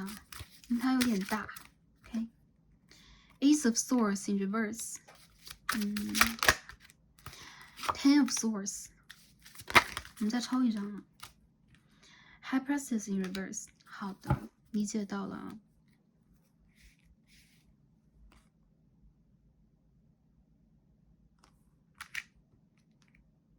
The Lovers in reverse。好，我们这边多抽一些牌来分析一下，因为我觉得你们两个人在前世跟第一组牌会展现出差不多的一个能量，但是不一样。你们两个的目的或者说你们的灵魂契约是不一样的。我看到有很多人在前一世，哦，sorry， 调整一下这个 camera， 在前一世当中，你们两个人有可能。你们在3D 事业当中没有办法真正成为情侣，或者说长久的互相陪伴。你们两个人好像在远远的看着彼此，然后你们会有很强的一个阶级差异。对，比如有一个人他超级富有，是一个富家千金，然后另外一个人有可能他没有办法，就有可能出生在比较贫苦的家庭，有可能不得不用一些伎俩，或者说为了谋生啊而努力。我看到你们两个的前世会因为这方面的隔阂和阻碍真的是会被硬生生的斩断。你们是有爱情，但是你们的爱情被硬生生的斩断。我看到你们两个人其实是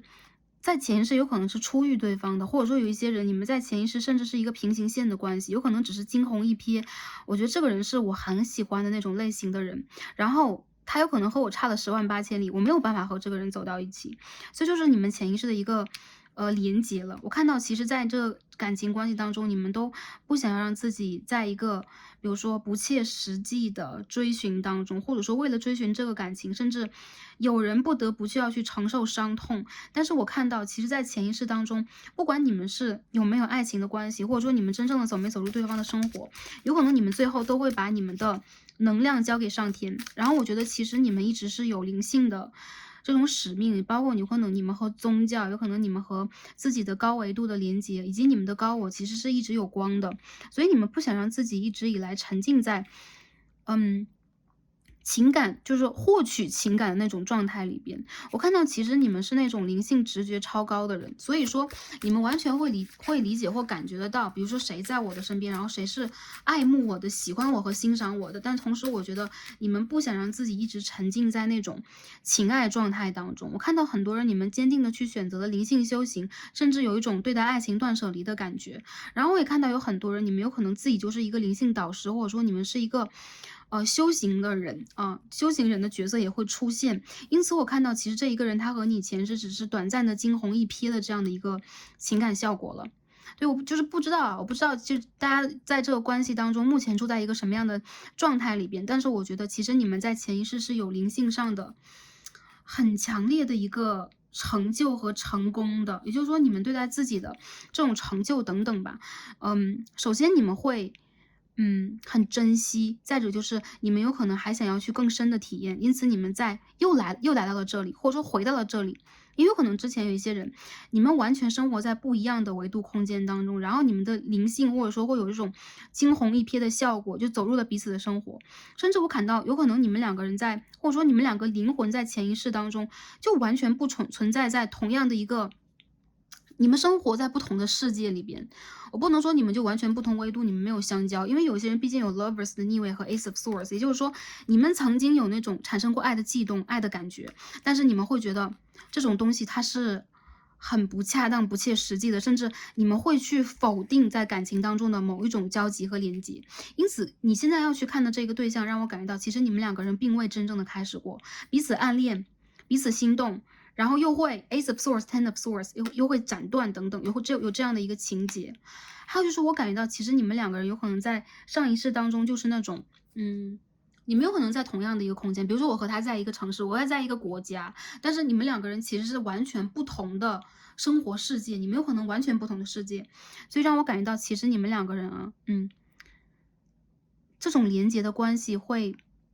不会让你们积累特别深的业力。比如说我和这个人是互相相欠的关系，比如说我和这一个人要去平复什么样的一个业力，更多的是有可能你们在分开修行。还有一些人他是你的 twin flame， 有可能这个人是你的 twin flame， 但是你和他上一世没有遇见的，你和他有可能在某一世曾经遇见过，然后你们又开始经历了轮回，然后去了不同的星球，但是在上一世你们两个人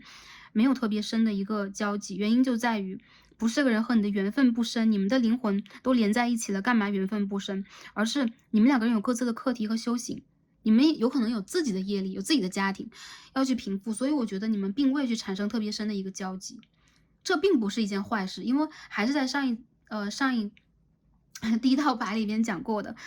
或者说前世和今生啊等等啊，我们眼前所展现出来这个幻象它是什么，其实并不重要。有可能今天我们会摊开牌，帮大家来去做一个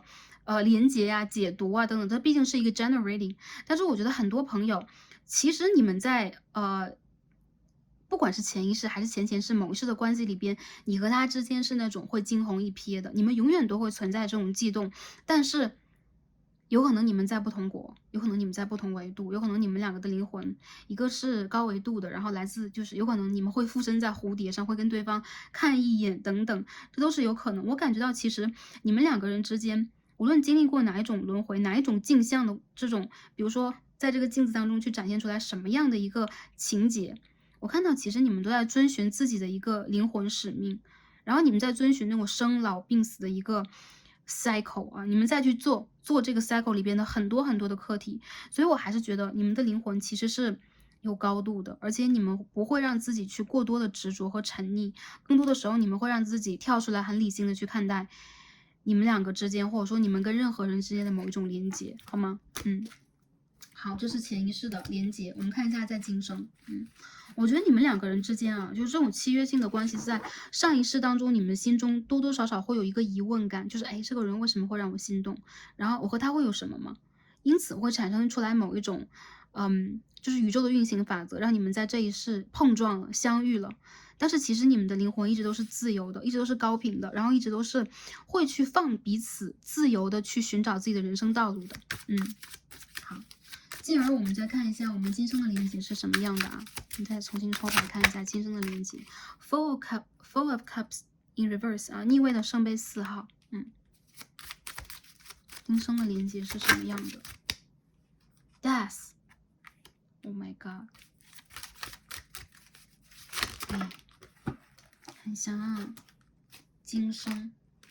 我们再抽一下，这个牌掉出来比较多。好，飞出来了。我们可以看到这边是 Three of Pentacles， 金币3号的逆位，这边是 Five of Swords。有很多人我觉得啊，就这个感情关系在这一世里边，你们的连接也是一样的。你们在物质界当中其实是存在着很强烈，就是 Lovers 啊。刚刚想抽一张去 clarify 一下你们的这个关系怎么。你们是 lovers， 你们两个人是彼此喜欢，但是我又感觉到你们两个人其实是各自要去经历各自的蜕变和修行，然后有可能你们在这一世里边还是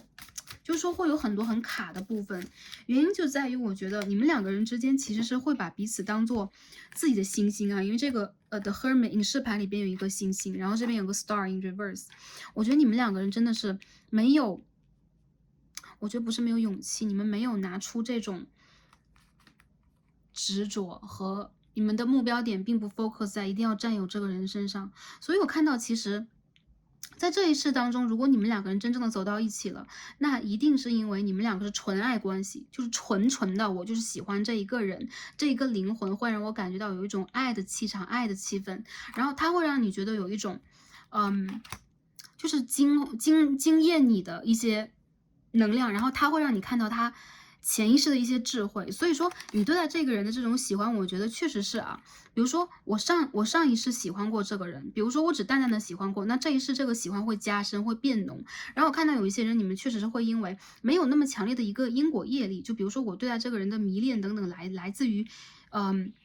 一个就是。比如说 bad karma 一个不良好的业力关系，然后我要去还什么样的一个债务等等等等，你们两个人并不至于这样。我觉得其实很多人，你们如果在这一世走到一起，你们是可以去坚定这个能量的。看得出来，你们两个人的这种喜欢，其实并不掺杂特别外界物质界的东西。还有很多人，我觉得如果你们现在在这个关系里边是这种暧昧的关系，似是而非，这是非常多的。所以你们的关系的进展多多少少有一些不顺利，原因就在于你们两个人其实在感情里边总是在抱有几分理智，而且你们其实并不确定我和这个人要走到什么样的一个深度，就是他不可了。如果他现在已经跟你成家，或者说你们已经走到一起，我更多的觉得其实你们两个人还是会在灵魂上保持绝对的独立，就你们不是那种互相彼此超级依赖，或者说我一定要在这个关系当中去得到他这样的一个状况。我觉得其实你们是那种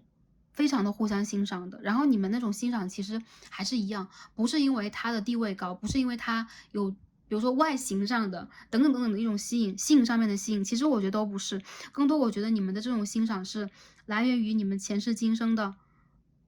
对，某一种你们追求的东西，其实是会有很多相似性的。我看到其实有很多人，你们两个人之间就很像是那种亦师亦友啊，然后红颜知己蓝颜知己啊，朋友，对，你会把对方放成这种，我永远都想跟这个人往前去走，我永远都想让这个人陪伴我，因为他是懂我，同时他不会去侵占我的个人空间，他永远都不会去变得那么 aggressive，去嗯，去想要去引导我主控我的人生。还有就是，其实你们会把自己的这种私人和个人的状态放到一个纯粹的，就是我有我个人的空间，但是我和你之间这种连接又非常的高山流水，就这样的一个状况。所以我觉得你们今世的连接，你们完全可以自己选。我觉得这位朋友你们是有自己的自由的，所以你要想和这个人走下去，如果你们现在在进展当中的话，更多时候我觉得你们关系的这种推进，比如说你想让他变成你的一个正缘等等，其实是有一定难度的，因为你们两个人并不是有这种。就实话实说，并不是有这种正缘契约，但是啊，这还是一个 general reading，所以一些朋友有可能你们需要去参考一下，比如说你们会觉得如果并没有完全对应到自己的话，可以参考一下其他组，或者说我们可以做一个personal reading。但是无论如何，我觉得啊，其实在这副牌的朋友里边，你们两个人之间是会在一定的阶段去寻找自己的人生方向和目标的，嗯。还有其实我觉得啊，其实你和他之间如果现在处在这种分手状态的话，那就非常的 make sense。这副牌让我感觉到，你们两个人之间其实并不在意要和对方走的有多远，就是我真的不会在意长相厮守，但是我跟他这种曾经的拥有，曾经的一些画面，就已经完全的去让我的灵魂得到了一次升华和提升，就是你们会给彼此带来很强的一个提升和进化。然后还有一些朋友，如果你们两个人之间现在处在了一个刚刚分手的状态，我觉得其实这一个人他和你的缘分，比如说我说业力当中一个家人的缘分，一个正缘的缘分，你们两个人有可能是在这个缘分的过程里边，要么就需要推动他，你要认定他，推动他，要不然就是你有可能需要去理解到，这个人他和你的缘分并不是深到那种我们两个人要血脉相连的，我们两个人要变成纯粹的一家人的。你们在一定的时间就会放彼此去飞翔，因为你们是两只蝴蝶，你们是两个绝对自由的灵魂，绝对的自由的个体。同时，你们因为这种心心相印，你们因为这种彼此的相知，然后会深刻的理解到彼此，然后会给彼此留下一个极其深刻的印象，然后你们对待彼此的吸引其实是从外表到内在的，就是从外而内的一种知性的吸引、感性的吸引、灵性的吸引。我觉得其实你们两个人在这一世的爱，有些人是虐恋啊，虐恋过之后，你会发现和这个人就是有了一个，就是过了一阵子，你会发现和这个人会有一定芥蒂啊，或者说你们两个人好像就会有一种距离感。原因就在于，其实你们两个人真的是不是那么容易沉浸在就比如说我一定要占有你这种爱河当中，这是一张 devil 的逆位 ，the devil in reverse，然后这边是一张 the hermit，也就是说，其实我觉得你们两个人之间真的是不会去彼此，因为就是说巨大的一个迷恋关系，然后我就要为了彼此去扭转我自己的人生，我要去牺牲和奉献，我要去无条件的去爱和包容滋养这一个人。相反的，我觉得你们两个人的爱是给彼此很高的一个宽容度的。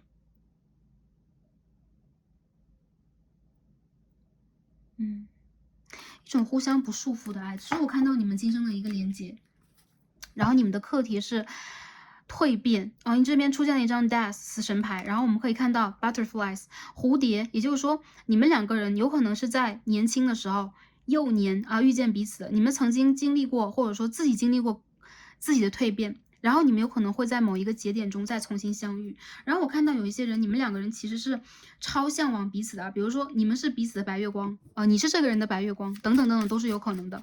彼此不太容易忘记，但是同时我感觉到你们两个人有可能还是一样，在物质界当中，在3D 世界当中，你们就是有自己要去把握的部分，你们要有自己要去学习的部分，你们的不管是事业关系有没有相连接，起码你们的就有一些朋友，如果你们事业连接在一起，那你们的情感就会分开。比如说你们各自有各自的这个私人空间、私人生活，或者说如果你们的情感连接在一起，那你们就有很强烈的物理上的距离，或者说你们就有很强烈的现实的阻碍。比如说我和他的背景、家庭，甚至是年龄就完全都不一样，然后我就会感觉到这个人他和我之间默默的在互相吸引。你们两个人其实在内心当中都会觉得隐隐的感觉到，就是有这个人出现真好，就是我能看见这么美的一个人真好。但同时你们两个人也会我觉得你们会非常珍惜跟彼此的那种交流，因为你们都知道这个时间点有可能有点有限，就是你们不一定说我和这个人就要两手齐肩就白发苍苍。当然有一些朋友，如果你们两个人已经在一起了，然后这就是你的伴侣，或这就是你的另外一半，我要讲的就是另外一个解释，就是你们在独自学习你们自己的，你们有自己想要去追求的，所以越是给彼此一个空间，就经营这样的一段关系。我看很多人你们有可能是月亮的水瓶啊，然后你们有可能会有这种天王的星象在你们的合盘里边，就其实你们也会有些人有冥王的星象，但无论如何，我觉得其实你们两个人是会互相尊重的，然后会彼此学习，然后也会给彼此一个空间去各自学习各自的。更多人我觉得你们的关系就会上升到一定的阶段，比如说我和他互相喜欢，但是上升到那种我要不要和这个人交往或长久交往等等，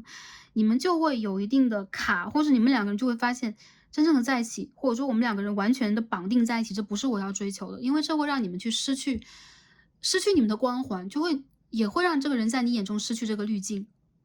或者说你会觉得你会失去在这个人眼中的滤镜，所以你不愿意去跟他进入一个绑定关系。有更多人我觉得这个人有可能是你年幼时代年轻时代的某一任恋人，然后他和你都在变得更加优秀，我能够看得到你们在比天涯的两个角落里边遥遥相望，然后但是他和你有可能会觉得我想要去体现的人生目标和价值，然后我想要去实现的一些东西有可能跟他是不太一样，所以说我会祝福他，然后但同时我也会去坚定我自己的人生信念，这就是你们两个人之间的这种连接啊。好，我们再帮大家抽牌来看一下第2副牌的朋友，你们在今世里边这个情感会有什么样的发展？这一世里边你们这个发展什么样的？帮大家去细化一下这个问题啊。因为有一些朋友，你们的就是每一个朋友你们的能量不太一样，或者你们所经历的事情不太一样，我们再重新去细化一下。这张牌什么 Death in Reverse 啊？好 ，Eight of Pentacles， 来看一下，怎么都是一样的卡牌？我刚才看到一张 Star， 但是没有飞出来。另一个 Sun，The Sun in Reverse， 啊，太阳牌的逆位。Queen of Swords, Two of Wands, Page of Cups。好，我看到了啊，一些朋友你们在现世，包括就这一世啊，意思就是，还有就是有可能在未来的一段时间你们的发展，也有可能之前的，如果这个人是你的之前的人，那就是你们之前的经历啊。然后如果这是你没有遇见的人，有可能就是你之后的经历。OK， 我感觉到这一个人，他和你之间真的是啊。你们彼此相见，有可能你们就是2个世界的人，但是你们会给彼此留下极其深刻的印象。有些人你们有年龄差异，有些人你们有社会背景的差异，还有些人你们干脆就是异地关系。然后我感觉到，其实你和他之间真的是有可能是在一个特殊的节点当中，你们遇见了彼此啊，就是曾经非常懵懵懂懂的心动过，或者就觉得，哎，这个人怎么就是莫名其妙让我感到那么心动呢？但同时我感觉，其实你们2个人之间会产生出很强大的某一种火花之后，然后又会渐渐的淡下来。原因就在于有可能你们要去追求一个新的方向。那这个关系当中，我觉得会有一方去启迪到另一方的蜕变，或者说目睹对方的蜕变。目睹的意思就是你会把他从一个小小毛毛虫看成一个，然后再看他进入蛹的阶段，再看他破茧成蝶的阶段，你有可能会经历他人生当中的某一个阶段，但这个阶段一定是他变形的时期的。我看到你们2个人有可能在感情关系里边会有这种，好比说年下恋情啊，然后女强男弱的存在，原因就在于我觉得另一个人的成熟程度真的不够。再者就是你们两个人有可能在经历了一个阶段的感情回合，就是一个回合的感情连接之后，你们会发现我们两个有各自的这个方向，有可能我们的方向没有办法达到统一，甚至是你们在感情关系当中会出现一个意志上的、理念上的不统一。我觉得这个关系里边有可能你们有给彼此很强烈的一种内心震动的感觉，然后有可能会让彼此看到，哇，这个世界居然有这样的人啊，比较惊艳的人，或者说哇，这个世界居然有这样的一种生活方式、工作方式、创造实相的方式，还有就是有这样的一种智慧存在。所以因为这种智慧会形成一个很强烈的互相吸引。当我感觉到其实这个关系如果走到一个比较深的深处的话，你们有可能会发现啊，特别是临界那个蜕变的时期的话，你们一定会经历过一个断裂期，关系的离别期。很多人我觉得这个人蛮像是你的 twin flame， 他不是你的 soul mate， 但他有可能是你的 twin flame。 如果是 twin flame 的话，你们其实在灵魂上既熟悉又非常的陌生，原因就在于你们经历的人事都不一样。对，所以我看到其实你们两个人在这一世啊，你们的连结其实是有比较难的课题的。比如说我如何放对方，或者说放彼此去自由的修行，然后我如何能够去坚定我理念和原则的同时也去包容对方，然后我如何去默默的等待，或者说慢慢的去等待一个事情的发芽和成长。然后在这个过程当中，我觉得你们一定是在去学习如何去把你们的灵魂修行看得更加重要。然后有可能你们会创造很多实相，你们会去认真工作，你们会去认真做一个主管，你们会好好的发展自己的事业。但是我觉得在这个关系之中，经历过这个关系之后，你们会更加理解灵性更重要，或你们会完全看破3D 世界当中的一部分假象，一部分梦幻泡影，你会真正的离开某一种执着。也就是你们会产生出某一种出离心，其实你的灵魂的一半是出离的，你的灵魂很少在这个3D 世界当中那么 grounding， 就是我一定要那么努力的去争取什么样的物质。当然我觉得其实你们的个人是非常努力的，而且你们也是很有实力的。更多的人我感觉到你们的关系里边会有这种，对，就是背景层次生长轨迹上的不统一。因此会给你们的关系一些界限，当然我觉得这是阶段性的。有些人我觉得你们完全可以去显化这个关系，也包括这个关系是你或对方显化来的，所以你有可能和他经过了某一个等待的阶段之后，你们会有真正的 will of fortune， 也就是说你们会真正的达到你们想要去达到的某一种转换。这种转换有可能是个人的，有可能是你们关系当中的一种转运，有可能是你们灵性里边要去获得的某一种真正的智慧，或者是修行的勋章。我看到有很多人，他这个和你兜兜转转的，总是有一定的缘分，所以你们会经过了一段时间的断联，然后又在就是说复联等等。还有就是这个人不管他在你事业消失多少年，有一些朋友数天，有些朋友数周，有些朋友数年数个月，还有些人甚至是成年累月不联络的，但是你们两个人又会因为一些很奇妙的事情重新联络，有可能又会把之前的一些过往，然后给重新的刷新。所以我感觉到其实你们的关系也在不停的去刷新彼此的认知。这是一个很有养分的关系，就是它很有那种灵性的养分，就是在你经历过这个关系之后，你会完全有不一样的视野。但同时我也可以肯定这副牌的朋友，你们的关系会让你们有一定的疼痛感，有一定的无奈感，然后有一定的就是有的时候你跟他讲一些话，你想去表达一些东西，你总会觉得有点鸡同鸭讲，就有一点对，我们不能说对牛弹琴啊，就是对方不是牛啊，但是你会觉得有一种你们频率在某一个阶段是完全不统一的。我觉得这个修行之路啊，你和他有这种契约，他是会来 trigger 和触发你的，但是他不是来影响你的，他不是来破坏你的，他不是来要债的，或者说你不是来要债的，可以这样去讲。我们再看一下啊，给这个关系会有什么样的一些能量和建议。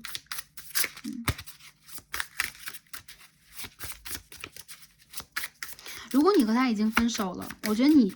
在这一个阶段你要放自己和对方去飞。你们两个人要独自的去独立一段时间。还有就这个人如果一直让你觉得，我们可以看到啊 ，a child 一个孩子 or a boy， 一个不成熟内心小孩的阳性能量，特别是男性能量，有可能内心小孩还不成熟，他跟你在一起有可能第一次去经历一个灵性上的情感蜕变和情感旅程，所以有可能你会触发到他，或者说你会让他重新的面对自己的内心小孩。第二张 Hummingbird，OK，蜂鸟的精神，我觉得你们两个人之间其实有很多很童真的部分，就是你们会有甜蜜的回忆，然后你们会有很多掏心掏肺的对谈，然后你们有可能会经常会在月下，然后想到彼此，或者说你们两个人其实在一起的这种频率并不是特别沉重的，你们两个人就从来都不是那种沉重状态啊。A letter， 好，还有些人有可能他是你的笔友，sorry， 在这个年代讲出笔友这样的词，很有年代感啊。他有可能是你在网络上会认识到的人啊，有可能和你完全在现实世界当中八竿子打不到的人。但我觉得其实他遇见你一定是有原因的，他一定是，在这个阶段里边正在去蜕变的，这是比较明显。还有就是你的蜕变期，你也容易遇见他，然后我觉得，如果这个人和你断联，他想跟你联络的，他想去讲很多真心话，他想去说很多，我们可以看到 Wheel of Fortune， 他很想去说很多自己内心里边的真实想法和感受，但是时间还没有到，你和他之间需要一个 divine timing，perfect timing， 然后你们两个人现在有可能当下看这个占卜当下能量，就是未来的朋友，如果你们看这个占卜，我觉得也是一样。就不管你们的未来会有什么样的结局，有可能我们会通过其他的大众占卜，或者说其他的个人占卜等等去阅读。但我觉得，其实你和他在当下看这个牌的过程里边，你们都在进入自己的蛹，你们需要去变成另外一只全新的蝴蝶，就是经历过一个死亡重生的过程啊。所以说，我们可以看到死神牌出现。我觉得你们两个人是命中注定相遇的，就这一世里边你们注定相遇的能量也非常的强。再者就是你们有可能有自己的这个业力课题。所以你们注定有可能会有一段分开旅行，然后如果你在看这个人他幼稚一点，他之前还蛮幼稚的，然后可能他一下离开你的生活，离开你的社交圈，他有可能一下就跟你不联络了。他的内心小孩在成长，他需要一个独自旅行的成长，他可能会经历不同的风景，但是这是他自己的经历。他必须要从这个经历当中去树立自信心和自我的价值观念、灵性的价值观念、边界感等等等等。因为之前我觉得他会有很多蛮胡作非为的部分，你有可能在心里边总觉得他在干嘛等等等等。但我觉得这个人他很感恩跟你的相遇，你给他带来了很多的快乐，然后他会在时间成熟的时候跟你联络。这是断联和前任的能量啊。如果你们两个人在同样的一个圈里边，然后你们两个人现在是有情感连接的状态的话，我觉得这个人他其实有想要去跟你表白的部分，所以但是他其实蛮三缄其口的，他不是那种特别容易把那种掏心掏肺的那种知心话，或者说热烈的情话拿出来的人。这个人他其实是一个内心中很自省的，甚至有点小固执的人。我觉得这个人他会把你当成自己的一个目标去学习，去远远的看着。他有可能没有办法去把自己的完全真心话展现给你，但我觉得这个人在等自己的一个时间。时间到了，你和他自然而然就会有复合、复联，或者说关系的推进，或者说你们两个人之间，绕开彼此的业力，我觉得有可能。不能说绕开，应该说完成了一个业力的循环，你们自然而然的有可能就会有一个比较新的开始。我看到啊，就是你们两个人需要等待，在这个关系里边彼此要等待，还有就是你们也要等待自己一个蜕变的过程，好吗？OK， 那最后我们再看一下宇宙给我们什么样的建议和指引。今天我们抽一张牌，我们抽了 Reading Cards， 我们抽了一张 Compatibility， 有小鸟。然后我觉得其实你们两个人之间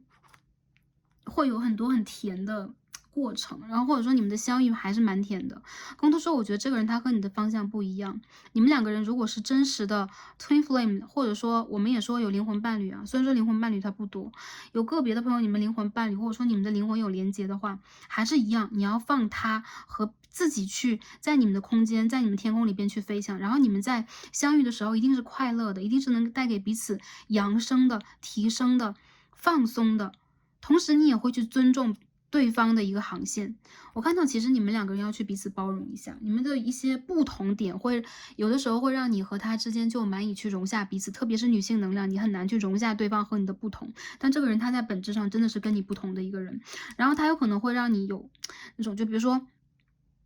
他会让你有的时候会感觉到并不是很成熟、认真、诚恳。那你们两个怎么都是月亮？还有就是你们两个人之间在交往和交流当中，很难以讲出彼此的心声。再者就是会有这种 trust issue 信任问题等等出现，还有就是一个人会给另一个人太多。我觉得有个人是给予方，特别是女性能量或者说阴性能量是一个给予方。但不管如何，我觉得你们两个人之间总是有那种缘分连在一起。然后如果你们是 twin flame 的话，在这一世里边你们要扬升，你们要打开自己的频率啊。就是有些朋友会问，那个我 twin flame，那我们两个人什么时候真正的就是说 union 啊，连接在一起，或者说我们要做什么样的课题？说实话，我觉得有的时候，这个人和这个能量，他无论是怎么来到你的世界，我们不管做的是什么样的课题，这个课题的第一步一定就是需要去了解我们自己，需要去扬升我们的频率，需要去面对我们内心的恐惧。其次才是我们两个人到底有没有机会真正的认出彼此啊，相伴相依啊，然后一起完成某一种课题。其实所谓的一起完成，当你们相遇的当下，一部分的课题就已经完成了。未来要怎么样去修行？首先，不一样的朋友，你们会有不一样的体验和不一样的任务啊，就是每一对 twin flame，每一对 soul mate，你们都是不一样的。但同时，我感觉到你们非常需要去面对自己内心当中的胆怯、惶恐。以及在感情当中，你们想要去控制的部分，你这个人他其实在教你去放下控制，去用一个更加哲学和智慧的方式来看待爱这个问题。我觉得其实你们在上一世也是这样的人。好，所以我们看一下天使告诉我们什么。首先，天使牌说 trust，我们再抽一张unlikely for what？ 我们再抽一张。recovery， 所以我觉得很多朋友在最近这段时间当中，你们如果说，比如说你遇见了一个新的人，你遇见了一个人，然后你想去看一下你和他之间的连接是什么样的，我觉得其实你们两个人之间需要一个 perfect timing， 所以这个现在最近这段时间，我觉得不会发生什么。还有一些朋友有可能你们想看一下现在交往的对象，或者说，你未来会遇见的一个人，那我觉得很明显，这个能量，很多人你们在看未来人啊，未来人果然是在一个 perfect timing 到来的。我们这抽了2张牌，都说的是 perfect timing 的问题，所以呢，我觉得你有可能会有一个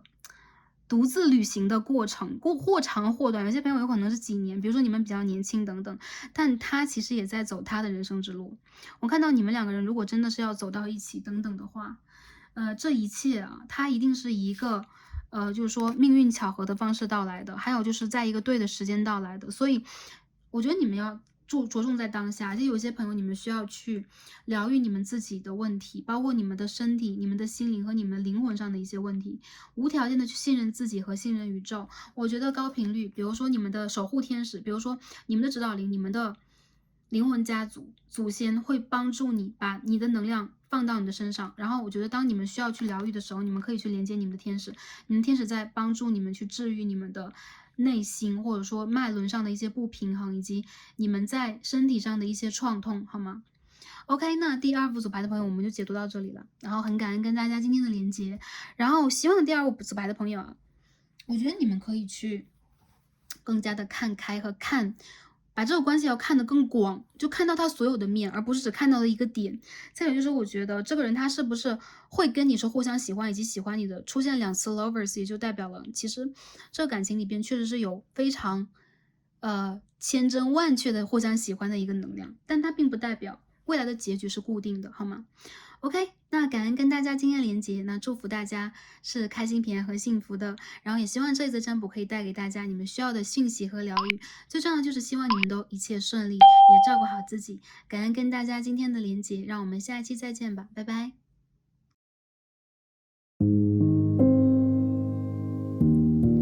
选到第3副组牌黄色水晶的朋友们，让我们再开始今天的抽牌。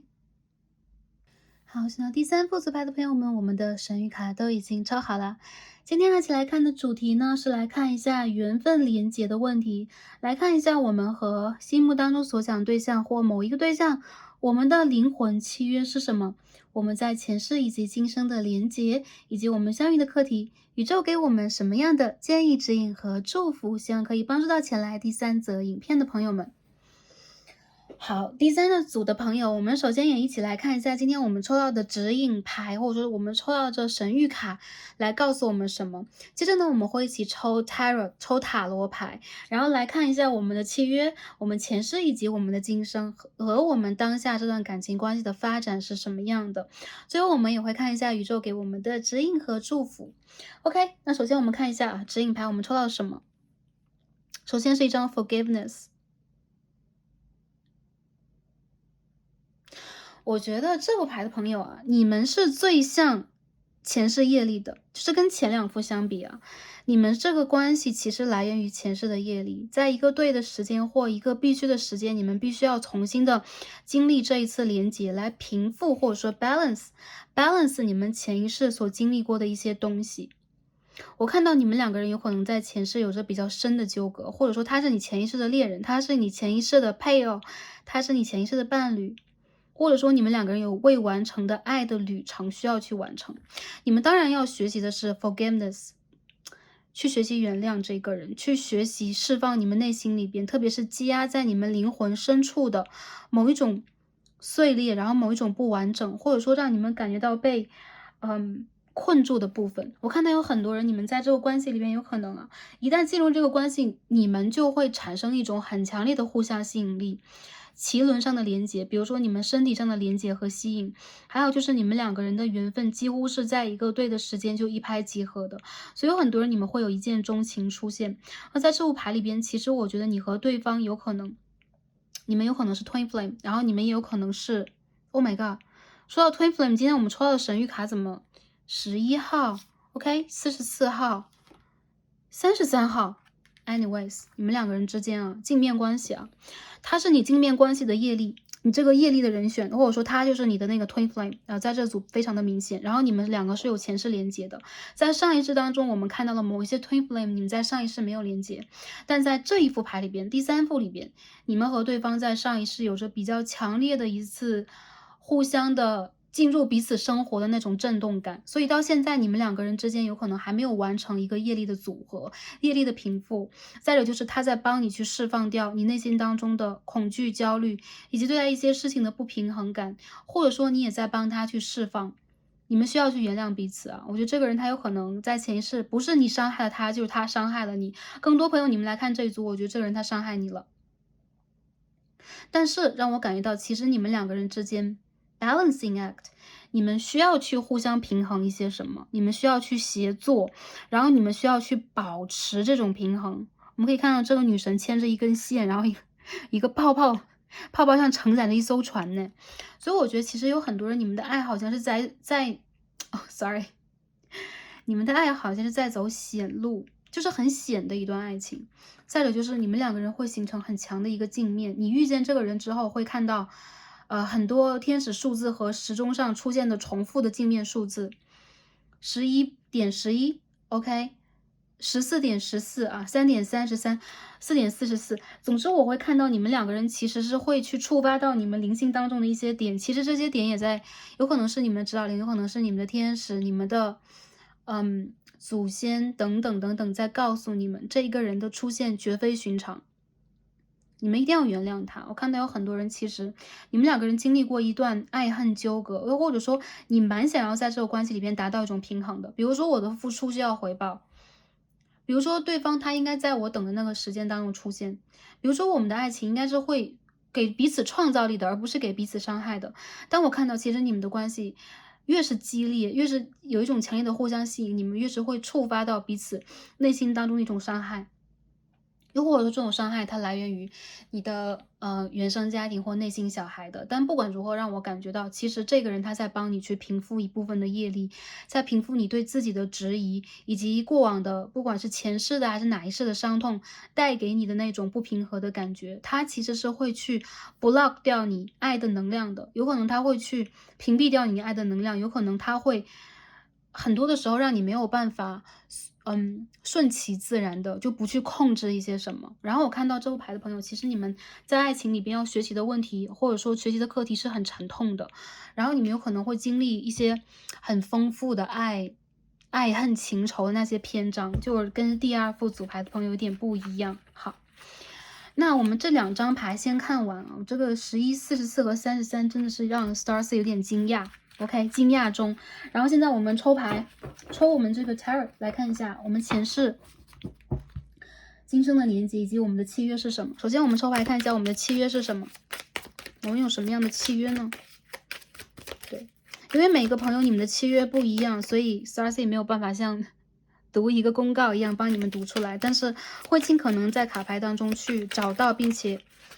把这个信息传递给大家，用言语的方式传递给大家。看一下你们的契约，又出现了 Ten of Cups， 这在前几组里边有出现过啊。OK， 我们看一下 Ten of Cups。Two of Cups， Oh my god， 怎么回事啊你们 ？OK， 我们再看一下，再抽一张牌，看一下你们的能量，你们的契约是什么样的。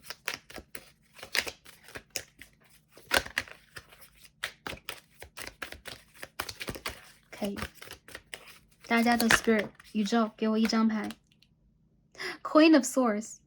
然后这个 Queen of Swords 在徒手把一个宝剑扭断。啊，第3副牌的朋友啊，我没有想过你们能量是会这样。我看到啊，你们2个人来自于同样的源头 ，Higher Source， 你们来自于同样的源头，就你们的灵魂在一个地方出现的。你们曾经是灵魂的家人，你们有可能会有同样的灵魂父亲和母亲。我看到这个人他和你的契约关系缔结的真的是好紧密啊！你们2个人，要么就是一口咬定了我要和这个人恋爱、结婚，我和这个人要彼此走完这一生，就很斩钉截铁的。还有就是，如果你在上一世没有给我应该要的爱，那你在这一世一定要还给我。我看到有一些人，你们是来要情债的，然后你们有可能会觉得，比如说在这个感情关系里边，你们会很斩钉截铁的要一个东西。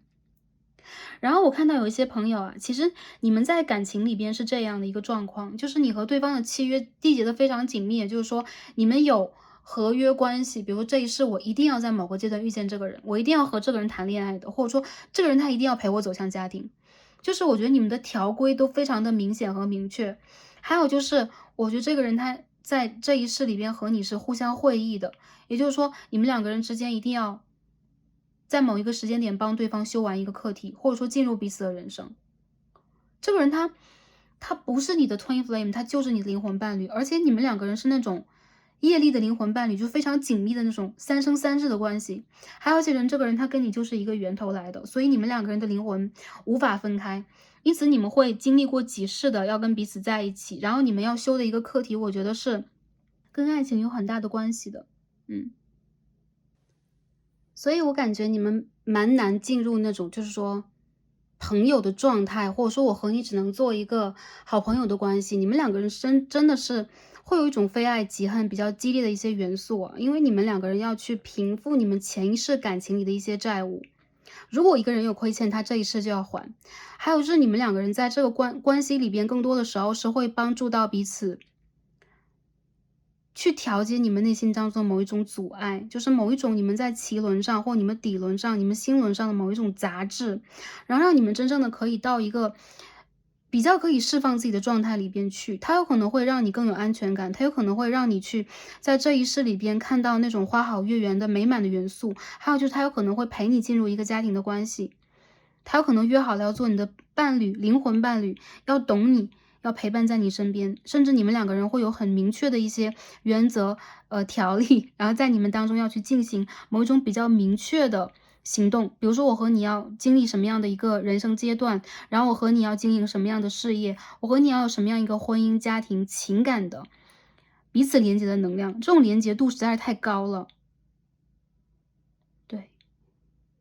所以有一些人我觉得你和他相遇应该是蛮电光火石的吧，或者说你们会比较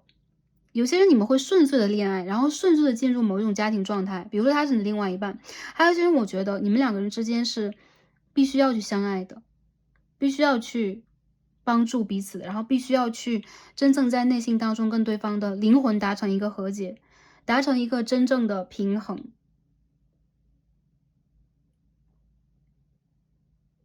有很多人我觉得这是你们要去经历的某种宇宙法则。比如说在上一世你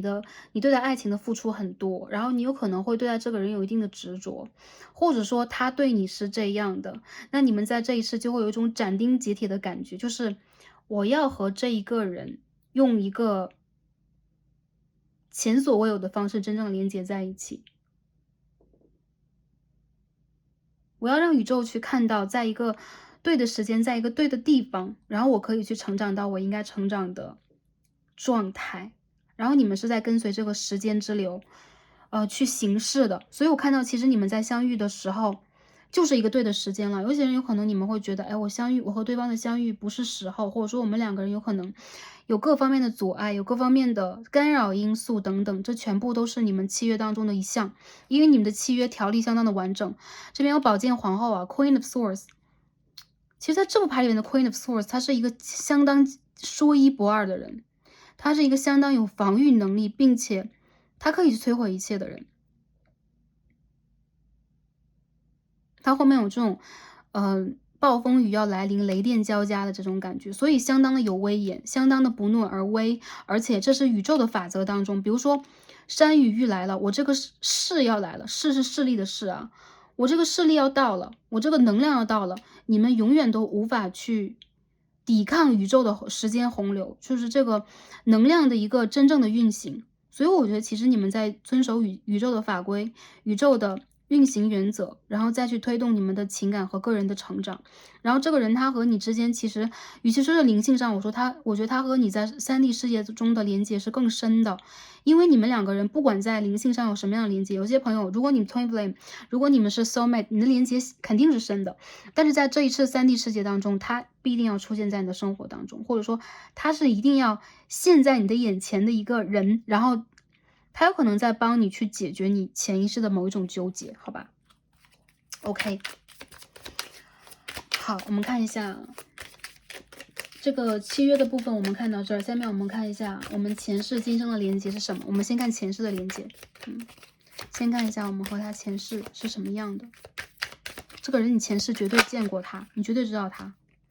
Eight of Pentacles， 你们曾经共事过啊，好，再看一下。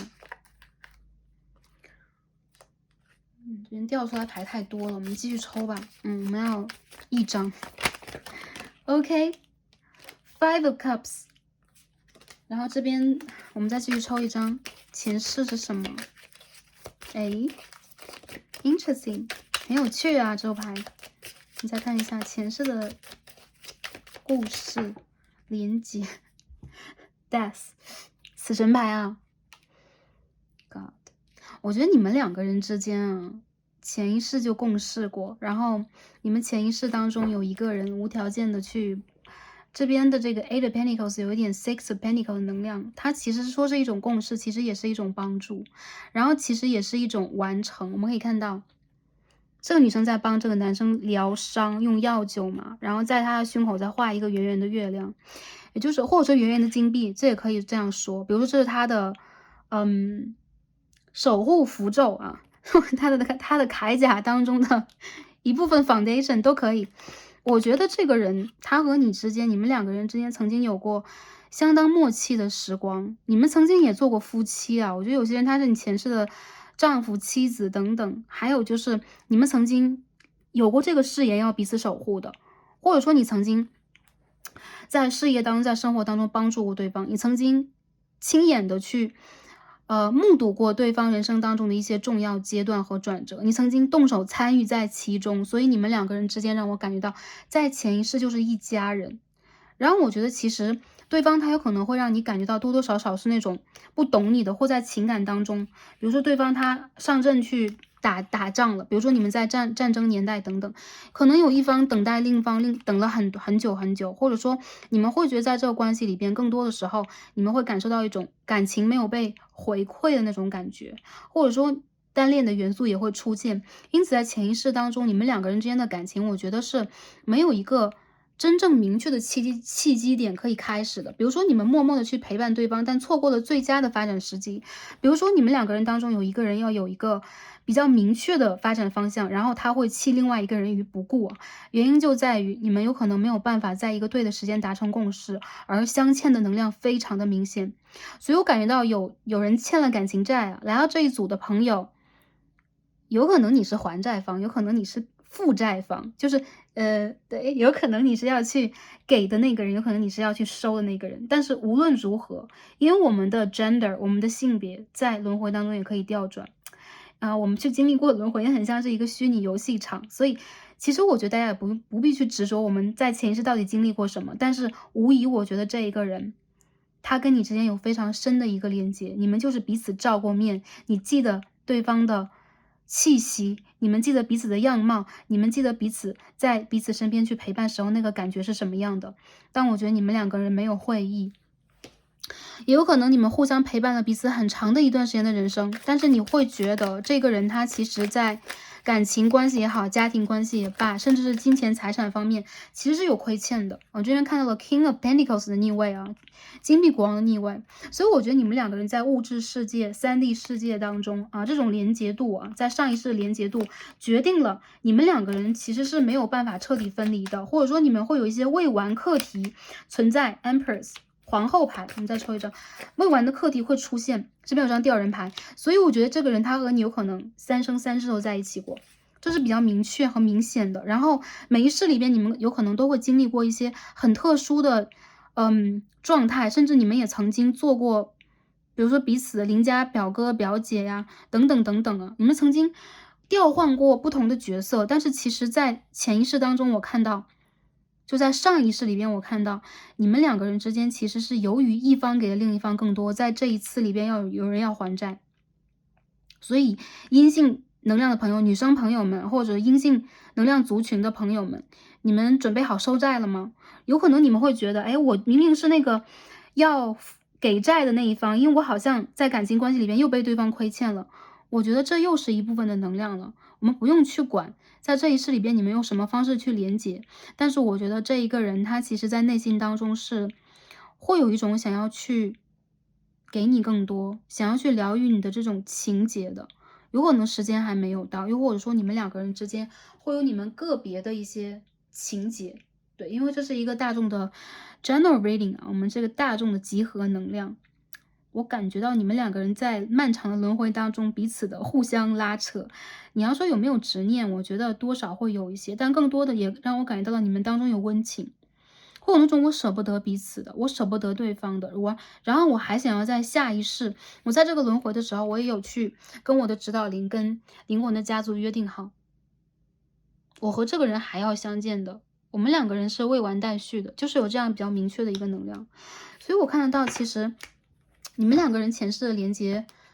很深，但同时也会有遗憾，也会有孤独，也会在感情里边多多少少会有一种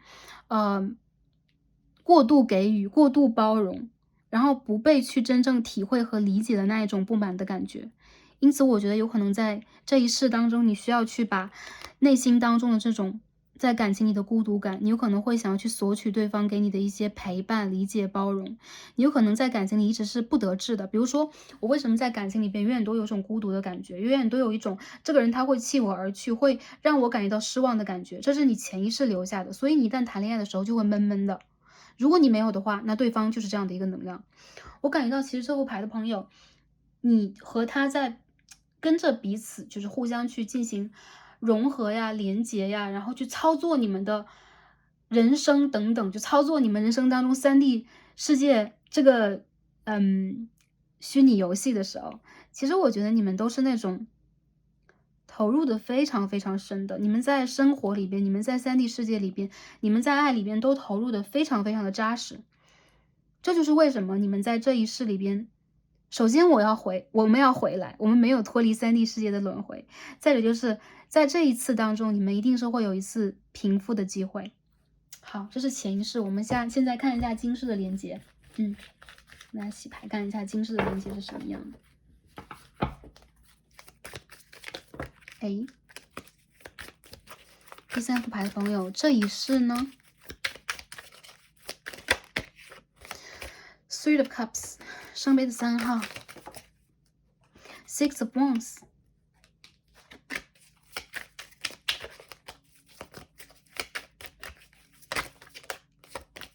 这一世我们的连接是什么样的？掉出来了。哎，我刚刚有看到这张牌，飞出来，但是我没有接住，所以就又在洗牌，结果又会掉出来。所以 Princess Wands 权杖公主的逆位要飞出来。这两张牌是不是很像？一个女战神，然后一个女战士，女战士变成了女战神，然后女战神变成了一个超级女战神。所以我感觉到在这个牌当中，很明显的就是你们在这一世的连接其实是会有一方相当的强势，或者相当的成功，或者说在感情关系里边是一个强势方。原因就在于在上一世里边你不是这一方，在这一世里边你要去平复这个能量，你要变成一个真正成熟独立的大胆果敢的，甚至在感情关系里边占有强势地位的那个人。我感觉到除了感情以外，你们在人生里面其他的方向都是会成功和开花。比如说你有成功的事业，你相当的独立，然后你是一个会让很多人看到你身上有光的人。但同时在这一世里边让我感觉到啊，特别是阴性能量、女生能量的这一边，其实你们在感情里边是非常缺乏耐心的。你对待对方缺乏耐心的原因是上一世你对他特别耐心，好吗？可以在这里边就是说回复大家为什么要这样，你为什么会没有耐心，你为什么会需要对方给你的很多我觉得是对方给你的很多能量，然后你需要对方的一个态度，然后你需要在这个感情关系里边去看到你的坚持是有意义的，然后你有可能会对对方有很多要求。可是我感觉到其实你们在这个感情关系里边啊，很多的时候其实你处在一个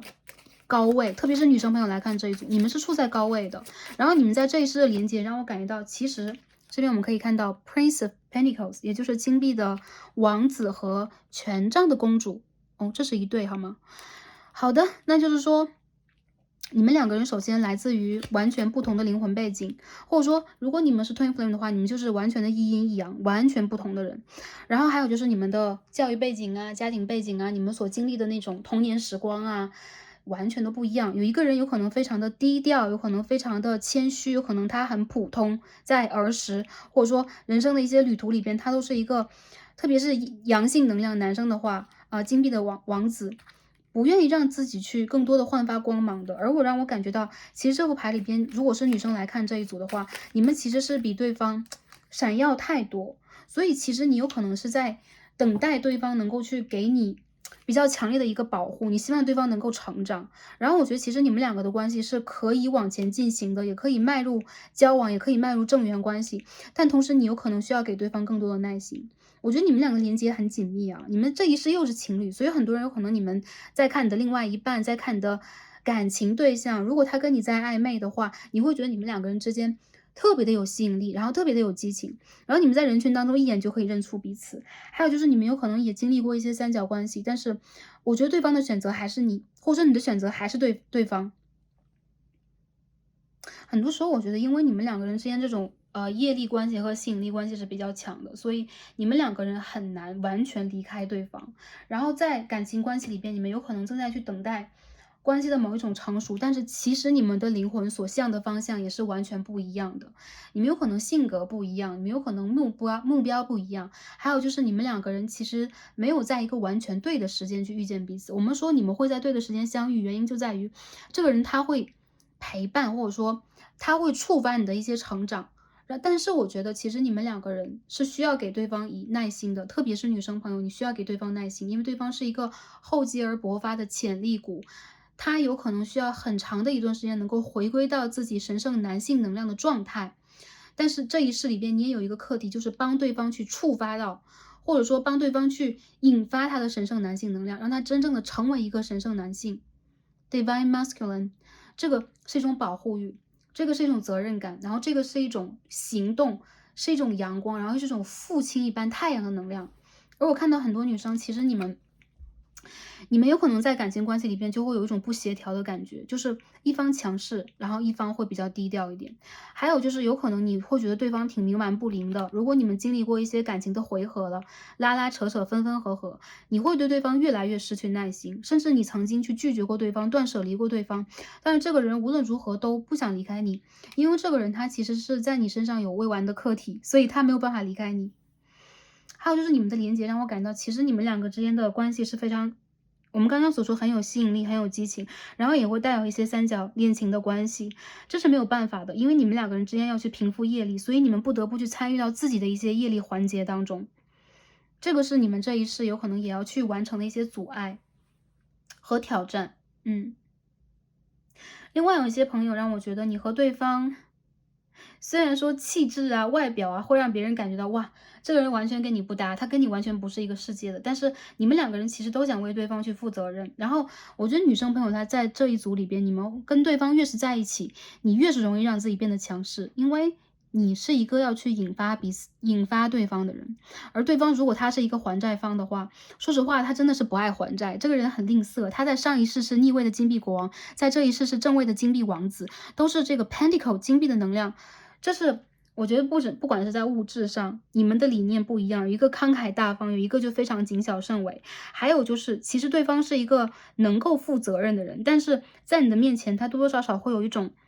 我明明可以强势，但是我却不得不变得弱势那种感觉。其实你们在帮彼此去做一个平和，比如说阴性能量，你有可能会跟对方在一起，经过漫长的阶段之后，有一个阶段里边你的怒火难以遏制，有可能一个阶段里边你不得不去经历一些业力的环节，你有可能痛过，你有可能歇斯底里过，但是你们怎么样都分不开。还有一些让我感觉到，其实你们两个人之间要经历过一个时间去成长和成熟。然后去学会对方身上的优势，再者就是男性族群，就不管是哪个族群和哪个性别的哪个 gender 的朋友来看这一组，男性族群的朋友要找到你们的 divine masculine 神圣男性能量，而女生朋友你们要找到你们的 divine feminine 神圣女性能量，而不是你们一个人要在外面单打独斗，然后我是一个要平复一方的就是女皇的角色。其实你们在这个人面前不需要的，我觉得你们多少会有些逞强，因为在这个连接里边，他的气场会触发到你，让你不得不去保护自己，变得强势，引领关系，因为你在他身上会有一种怒不可遏，想要去被平复的感觉。而我觉得这个人他能够平复你，他能够最终取得你的原谅，灵魂上的原谅，而且你们在帮彼此去找到你们脐轮的能量，平和你们的脐轮和底轮。这是你们在这一世里面的连接，我觉得之后排的朋友，你们的连接度真的是有够高。再者就是，哎呀，说实话，我觉得你们两个人之间会有很卡的一些环节，但是没有关系，还是说没有关系，因为不管你们的关系是不是卡的，其实你们的相遇也是给彼此人生的一个祝福，因为你们两个人其实很难在没有彼此的这个世界里边去完成这一世，去完成修行的。你们都已经约好了，我要遇见你，我要在什么时候遇见你，然后我在上一世曾经亲吻过你，然后我们曾经一起月下盟誓等等，所以这是很坚决的，就是说一不二的。如果这个人曾经忤逆过你或背叛过等等，比如说我完成不了跟你的契约，那这一世他就要重新再来。好，我看到很多人，你们在这一世当中要经历一个很完整的爱恨情仇的环节。那下面我们一起洗牌来看一下，我们这个关系在今世啊，这一世里边未来这个发展会有什么样的一个倾向啊？我们要看一下 Ace of Swords。好的，我们再看一下这一世的发展。Seven of Wands 都是逆位，我们再看一下。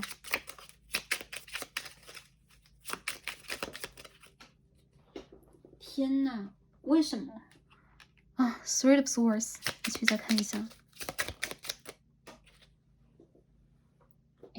这个牌真掉来掉去的啊。Knight of Swords，Four of Cups， 很多朋友这是你的前任吗？你们吵架了，刚刚吵架分手是吗？然后这个人的他给你的痛还留在心轮旁边，然后你有可能会觉得哇，他是一个还债的人，他凭什么没有还给我？你会越发的有一种怒不可遏的感觉，因为我觉得这个人他蛮容易触发到你的怒气的。就是如果一个普通人或其他的人这样对待你，或在感情里这样，你不会。但唯有这个人他会触发你怒不可遏那个部分了。Seven of Cups， 我们再看一下我们之间的发展是什么样的。我觉得这个人他其实是他的灵魂其实想让你等，因为他其实很多时候是那种他很不在那个状态里边，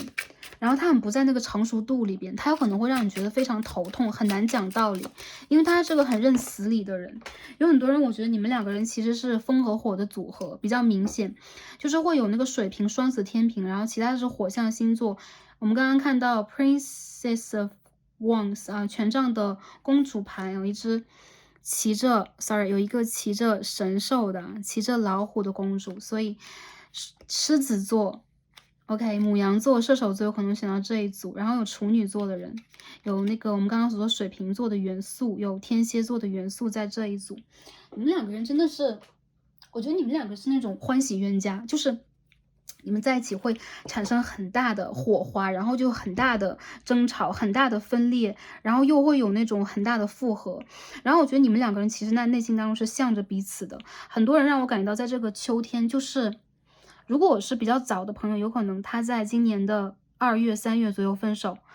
跟你分手了，或者说一些朋友有可能在最近8、9、13个月，你们蛮容易闹一些矛盾、争吵、分裂等等。因为你们的关系其实总是在经历一个分裂重组、分裂重组的状态，然后我觉得你们很难被打散，就是你们的关系是打不散的。但是你要是说他可以顺遂的去往前走吗？我们刚刚所说的，有一些人你们有可能就是很顺遂的进入家庭，但是在这个家庭的围城当中，你们也会经常产生出一些意见上的分歧，然后你们会有很大的火花。就比如说有一些夫妻哦，就是会不停的吵架，然后又会不停的和好这种感觉。然后你们两个人其实哪怕没有实质性的真正成为夫妻关系，其实你们两个人的连接是这种夫妻形式连接的，所以你会觉得对方他是你的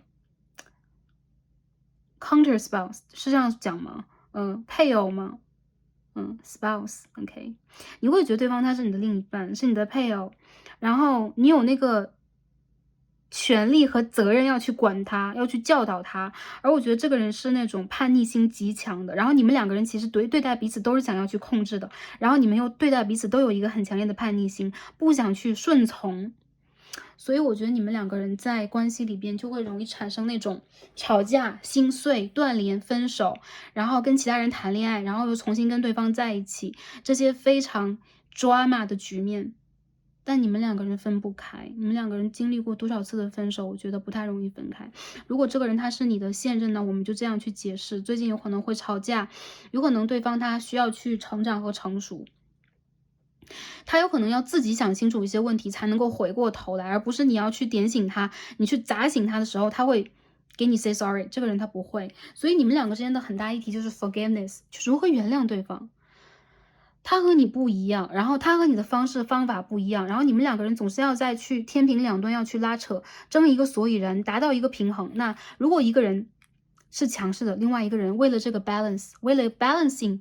act，我们说平衡关系的一个动作等等，平衡动作，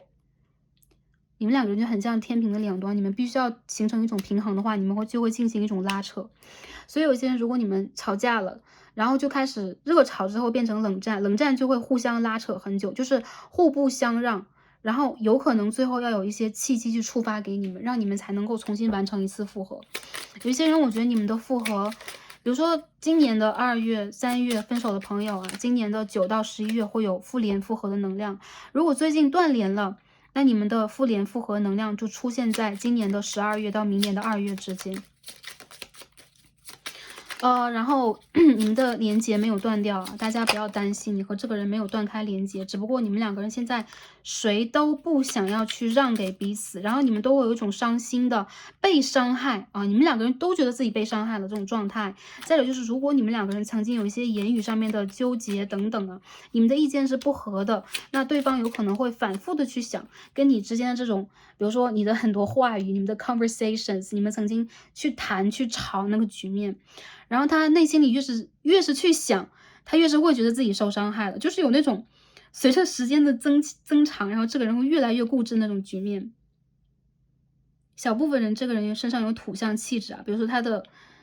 OK， 有可能太阳、月亮上升在那个处女啊、金牛啊等，就是会很挑剔，会很倔强，然后会很有一点点神经质。原因就在于，他会有一种就是随着时间他的逆反心理会增强那种气质，有可能他需要你哄他，但我觉得很多人你们在这个关系里边是互不相让，谁都不想哄的。我看到其实你们两个人之间现在也在经历你们的一个业力平衡的状态，然后有可能需要你们两个人都拿出你们真正的温柔和耐心以及无条件的爱来去包容彼此。然后我看到有可能你们两个人之间啊现在分手了，有可能很多朋友你们就是分手啊，因为你们的吵架就山崩地裂的，你们的断联就一去不复返那种感觉，就让人觉得，比如前一天我们两个还如胶似漆，然后今天我们就吵个山崩地裂，然后这个人一去不回头，然后你往左走，我要往右走，我们两个人就背对背走。但我觉得其实你们两个人的心是向着彼此的，然后你们两个人会有联络，但因为我觉得如果你在等对方联络的话，有可能在未来3个月当中对方会联络你，好吗？我觉得这个牌的朋友，你们两个的故事就很鲜亮，就是跟上一组不一样。你们的故事这种鲜亮的原因就在于，它很像那种刚刚洗出来的那个底片、那个胶片，它上面是有当下发生的那种气息的那个氛围的，就是潜意识的也算。所以我觉得你们两个的前世今生的连接非常的强，而且产生出了这种爱恨纠葛的拉扯，就极其的剧烈。然后你们会有虐恋的元素啊，你们两个人虐恋和拉扯，这个是无可厚非的，没有办法的。同时，我觉得改变掉彼此的性格，或者说进入一个磨合阶段，你们一定需要时间，就是成年累月的拉扯，然后再变成一个能够去磨合，能够去，相信彼此。最后你会触发到某一方的神圣男性能量和神圣女性能量，真正的进入在感情关系里边的一种成熟阶段，可以达到果实的阶段。这边有张的 Stars 星星牌，我看到其实这边也有星星牌耶。也就是说，其实这个牌的朋友，我感觉你和他是彼此心目当中那个，就是说偶像，就是说理想人选，或者说你们在一起有一种梦想成真的感觉，你们是彼此的那个 fulfillment， 就是充实彼此梦想的一个人。然后我觉得这个人他和你之间是真爱的关系啦，但是也是真恨，真爱真恨的关系，好吧？还有一些人，如果你们在经历3角关系的话，这个关系挺挑战的，就是很挑战你们的原则，很挑战你们的边界，然后也很挑战你们做人的一些局限。但是我觉得这个人他一定会帮助你去，也是一样扬升你的频率，看到很多你以前看不到的层面，还有就是走到一个更高的高度。这是你们契约当中的一部分，就是达到这个 stars。很多人你们是 star seed 星际种子啊，就是其实你们并不是那种超传统派的，然后你们两个人是传统和你们是传统和新鲜势力的结合啊，一个人很古板很老套，还有一个人很跳跃，就是有可能男性能量很古板很固执很自我，然后如果他年纪比较轻或个人实力不强就很自卑，然后自卑和自大，然后另外一个人就是 star， 你就是一颗星星，你有可能是对，你有可能在 social media 上面非常闪耀，然后你有可能是一个真正很灵动的人，但是它会触发到你忍耐的一些极限，它有可能会让你失掉某一种从容，就是淡定等等，这是你们两个触发到彼此的点。我觉得你们两个的关系其实是很有烟火气的啊。好，OK，那今天我们这边就分析到这里，下面我们一起来看一下其他的神谕卡给我们什么样的指引提示。好，一些人我觉得你们两个人的复联有可能需要一点时间，好吗？下面我们一起来看一下 light bulb 灯泡啊 ，OK。shit， 我觉得你们有照亮彼此，就有可能在某一个人很低谷、很困难的一个时期，曾经有人去无条件的帮助过他。那你们两个人之间其实都有自己的人生旅程，或者说你们两个人是有距离感的人，所以对你们来讲，事业呀、工作呀，然后个人的名誉和成就是相当重要的。你们都是很爱面子的人。有些人如果这个人他是跟你异地关系的话，其实你们两个人之间，是互相去欣赏和吸引的，但是你们很有阻碍。然后我看到，其实你们两个人之间正在去学着如何去，去解决你们的问题。你们两个人其实是会去提示到彼此，去引发你们解决问题的一个大脑。就是他的出现，其实如果以前你不是一个会解决问题的人，你有可能开始去了解如何去解决一个问题，你有可能开始去了解一个跟我不一样的人，我应该跟他如何相处，我应该如何让自己变得更加的成熟，我应该如何用一个更聪明的方式去解决我们两个之间的障碍。我觉得这个人他有提点到你，然后让你真的是更加聪明，让你有一种智慧大开的感觉。就通过这次恋爱，有些人你们开始用一些办法和套路，然后有一些人有可能你们开始去真正的学会应该去如何降服一个人。你们两个人都想降服彼此。再者就是，我觉得你们两个人之间的关系其实是，从灵性层面上来讲会提点对方智慧的。还有就是，如果你们两个人刚刚认识的话，你们还没有进入这种爱恨纠葛的拉扯，预告片已经出现了，在这则占卜就是你们感情关系的预告片。当然我觉得它不是一个 caution， 它不是一个警报，因为你们不经过这个阶段，你们无法去学会自己学不会的部分。你们两个都是相对来说比较坚持自我的一个人。比如说你们有可能出现那个水瓶狮子的对宫啊，然后你们有可能都是那种固定星座的人，相当固执的人。而我觉得其实你们两个如果刚认识的话，其实他和你之间都蛮互相好奇的，然后你们会有种互相想要去探索彼此那种想法。如果没有见面的话，你们就很想见到面了。我觉得你们两个会见面的。好，我们看到掉出来这些牌，一些人如果你们现在分手了，你们的一个业力的环节就结束了，然后你们有可能需要去等待这个暴风雨结束，让你们的关系到下一个篇章里边。我看到这个关系里边 ，OK，the element of spirit， 风的精神呢，我们可以看到风象出现了，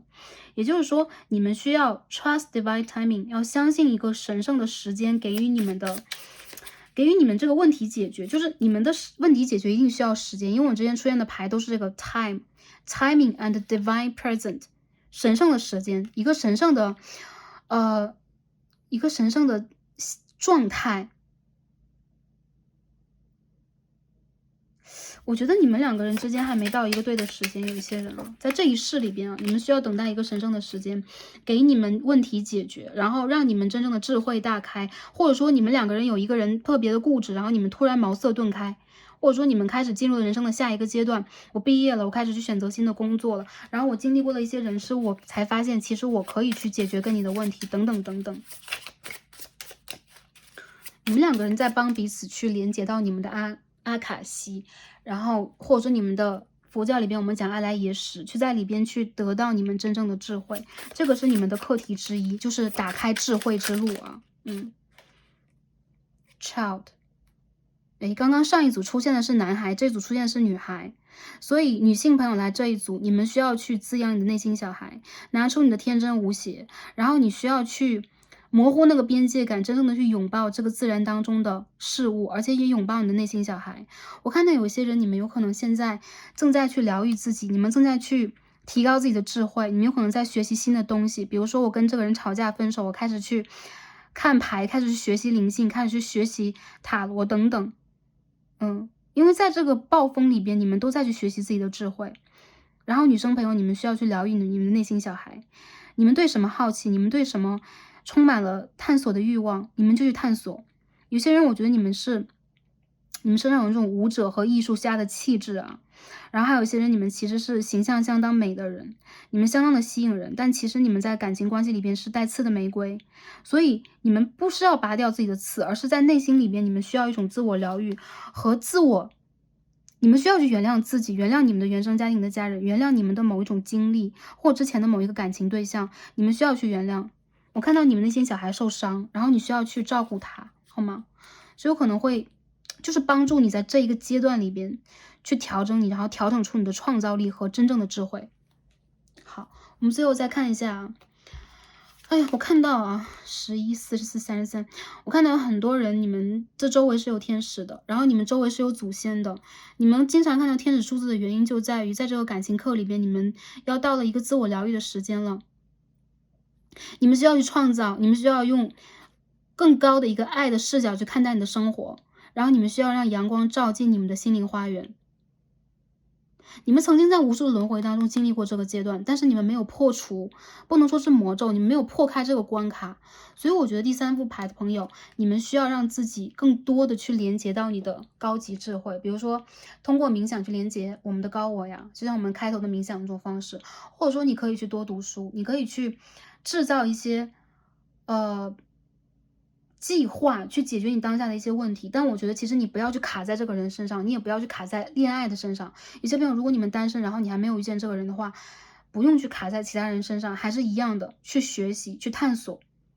去打破自己的一些格局，去走到更高的一个位置。你有可能在那个过程里边发现了，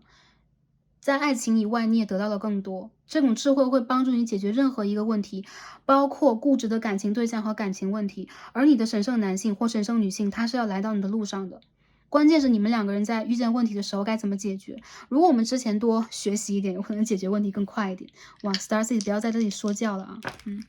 们再看一下啊。海王星的双子时空，一些朋友你们现在有可能处在了职业的转折呀，你有可能对待自己的未来或者说事业的发展会多少有一些迷茫。这边是月亮摩羯5宫，有一些朋友你们在爱里边是爱的很苦的，或者说你们有可能和这个人有点相互暗恋，或者说你会觉得你的感情打开是很难的。我觉得其实在这个阶段里边，你们去抛开迷茫的方式去创造你们的事业，越是迷茫，你们越是要去学习，越是要去体现自己的价值，就不管用什么样的方式，也可以读书。你也可以去，好，我买一副拼图，我去拼拼图，我去研究一下这个，有一些数学的朋友，我研究一下这个数式怎么解决，等等等等。我看到其实你们有可能在从感情里边去修你们的真正的内心课，也包括你们的自我认知、事业成熟。这样的话，有可能你们在人群当中会让自己更有勇气和自信心。我觉得你们是有勇气的人，但同时你们是内心带有愤怒的人，你们有个愤怒内心小孩，好吗？好，最后我们看一下 The True Love Reading Cards 给我们什么样的一个启示。Chivalry 对，是这样讲吧？这是一个骑士精神啊。我觉得这张牌它有点像是 Chariot 战车牌。然后它当中有一个绅士牵着他的骏马，然后从古堡当中走出来，然后他拿着玫瑰花，他的口袋里面有可能有求婚戒指，然后他完全的理解他想要的是你，然后他对你投来了爱的目光，正在缓缓向你走来，有可能他马上就要跟你求爱和求婚。这边有只雄鹰。对的人正在向你走来，然后他的内心里边，不管是离你10万8千里，他还是想要把爱给你的，这个人是真爱你的。再有就是男生朋友，我觉得你需要去真正的大胆求爱，你不要把自己的一些感情等等都掩藏在自己冷峻的外表底下，你需要让对方看到你的慷慨和神圣男性能量以及智慧。神圣男性能量非常的重要，所以我觉得在这个关系里边，有可能很多朋友你们要去帮对方修的和你修的课题就是这一个。还有就是你是被爱的，你在感情里边一定是可以被宠爱的，但我觉得你们2个人还是蛮相爱相杀的，好吧？我看到其实在这个关系里边，你们会有一个蛮不错的发展，或者说你会在一个很对的时间看到爱以一个非常纯洁和非常美好的形式来临。然后我觉得其实你们2个人有可能现在在事业和人生抉择当中还出现了一些问题这个问题需要花一点时间来解决。好，最后看一下天使告诉我们什么。对，我觉得对方的心里边沉睡着一个国王，好吧，还没醒呢。好 ，listen to your intuition， 听你的直觉这个牌的朋友，你们的直觉能力很强，而且你们心里边有一个女祭司或者说是一个 justice， 一个女法官，就是那种法官，不一定是女生，你们会有一个很神圣智慧的神在你的内心深处，总是给你声音，所以你要听你的直觉。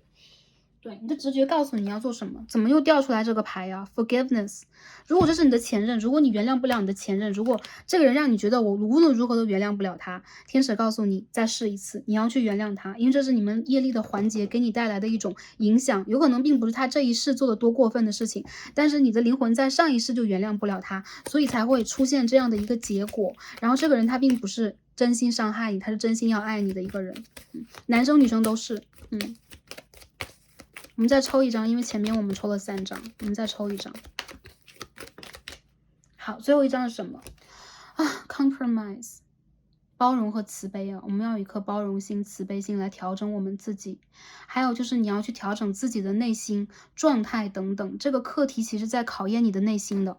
你如何能够在内心里变得更坚强，和给自己创造一个边界感，边界感的同时，你也在去包容和你也在去保护其他的人。这就是这个天使要告诉我们的。所以我觉得其实这副牌的朋友，宝剑皇后蛮多，宝剑皇后、权杖国王和金币国王的朋友们，你们需要让自己在内心里边放下某一种情商的固执，情绪上的固执，然后你们需要去真正的听你们内心的声音，你们要的是什么，去显化它，而不是去抗拒它，好吧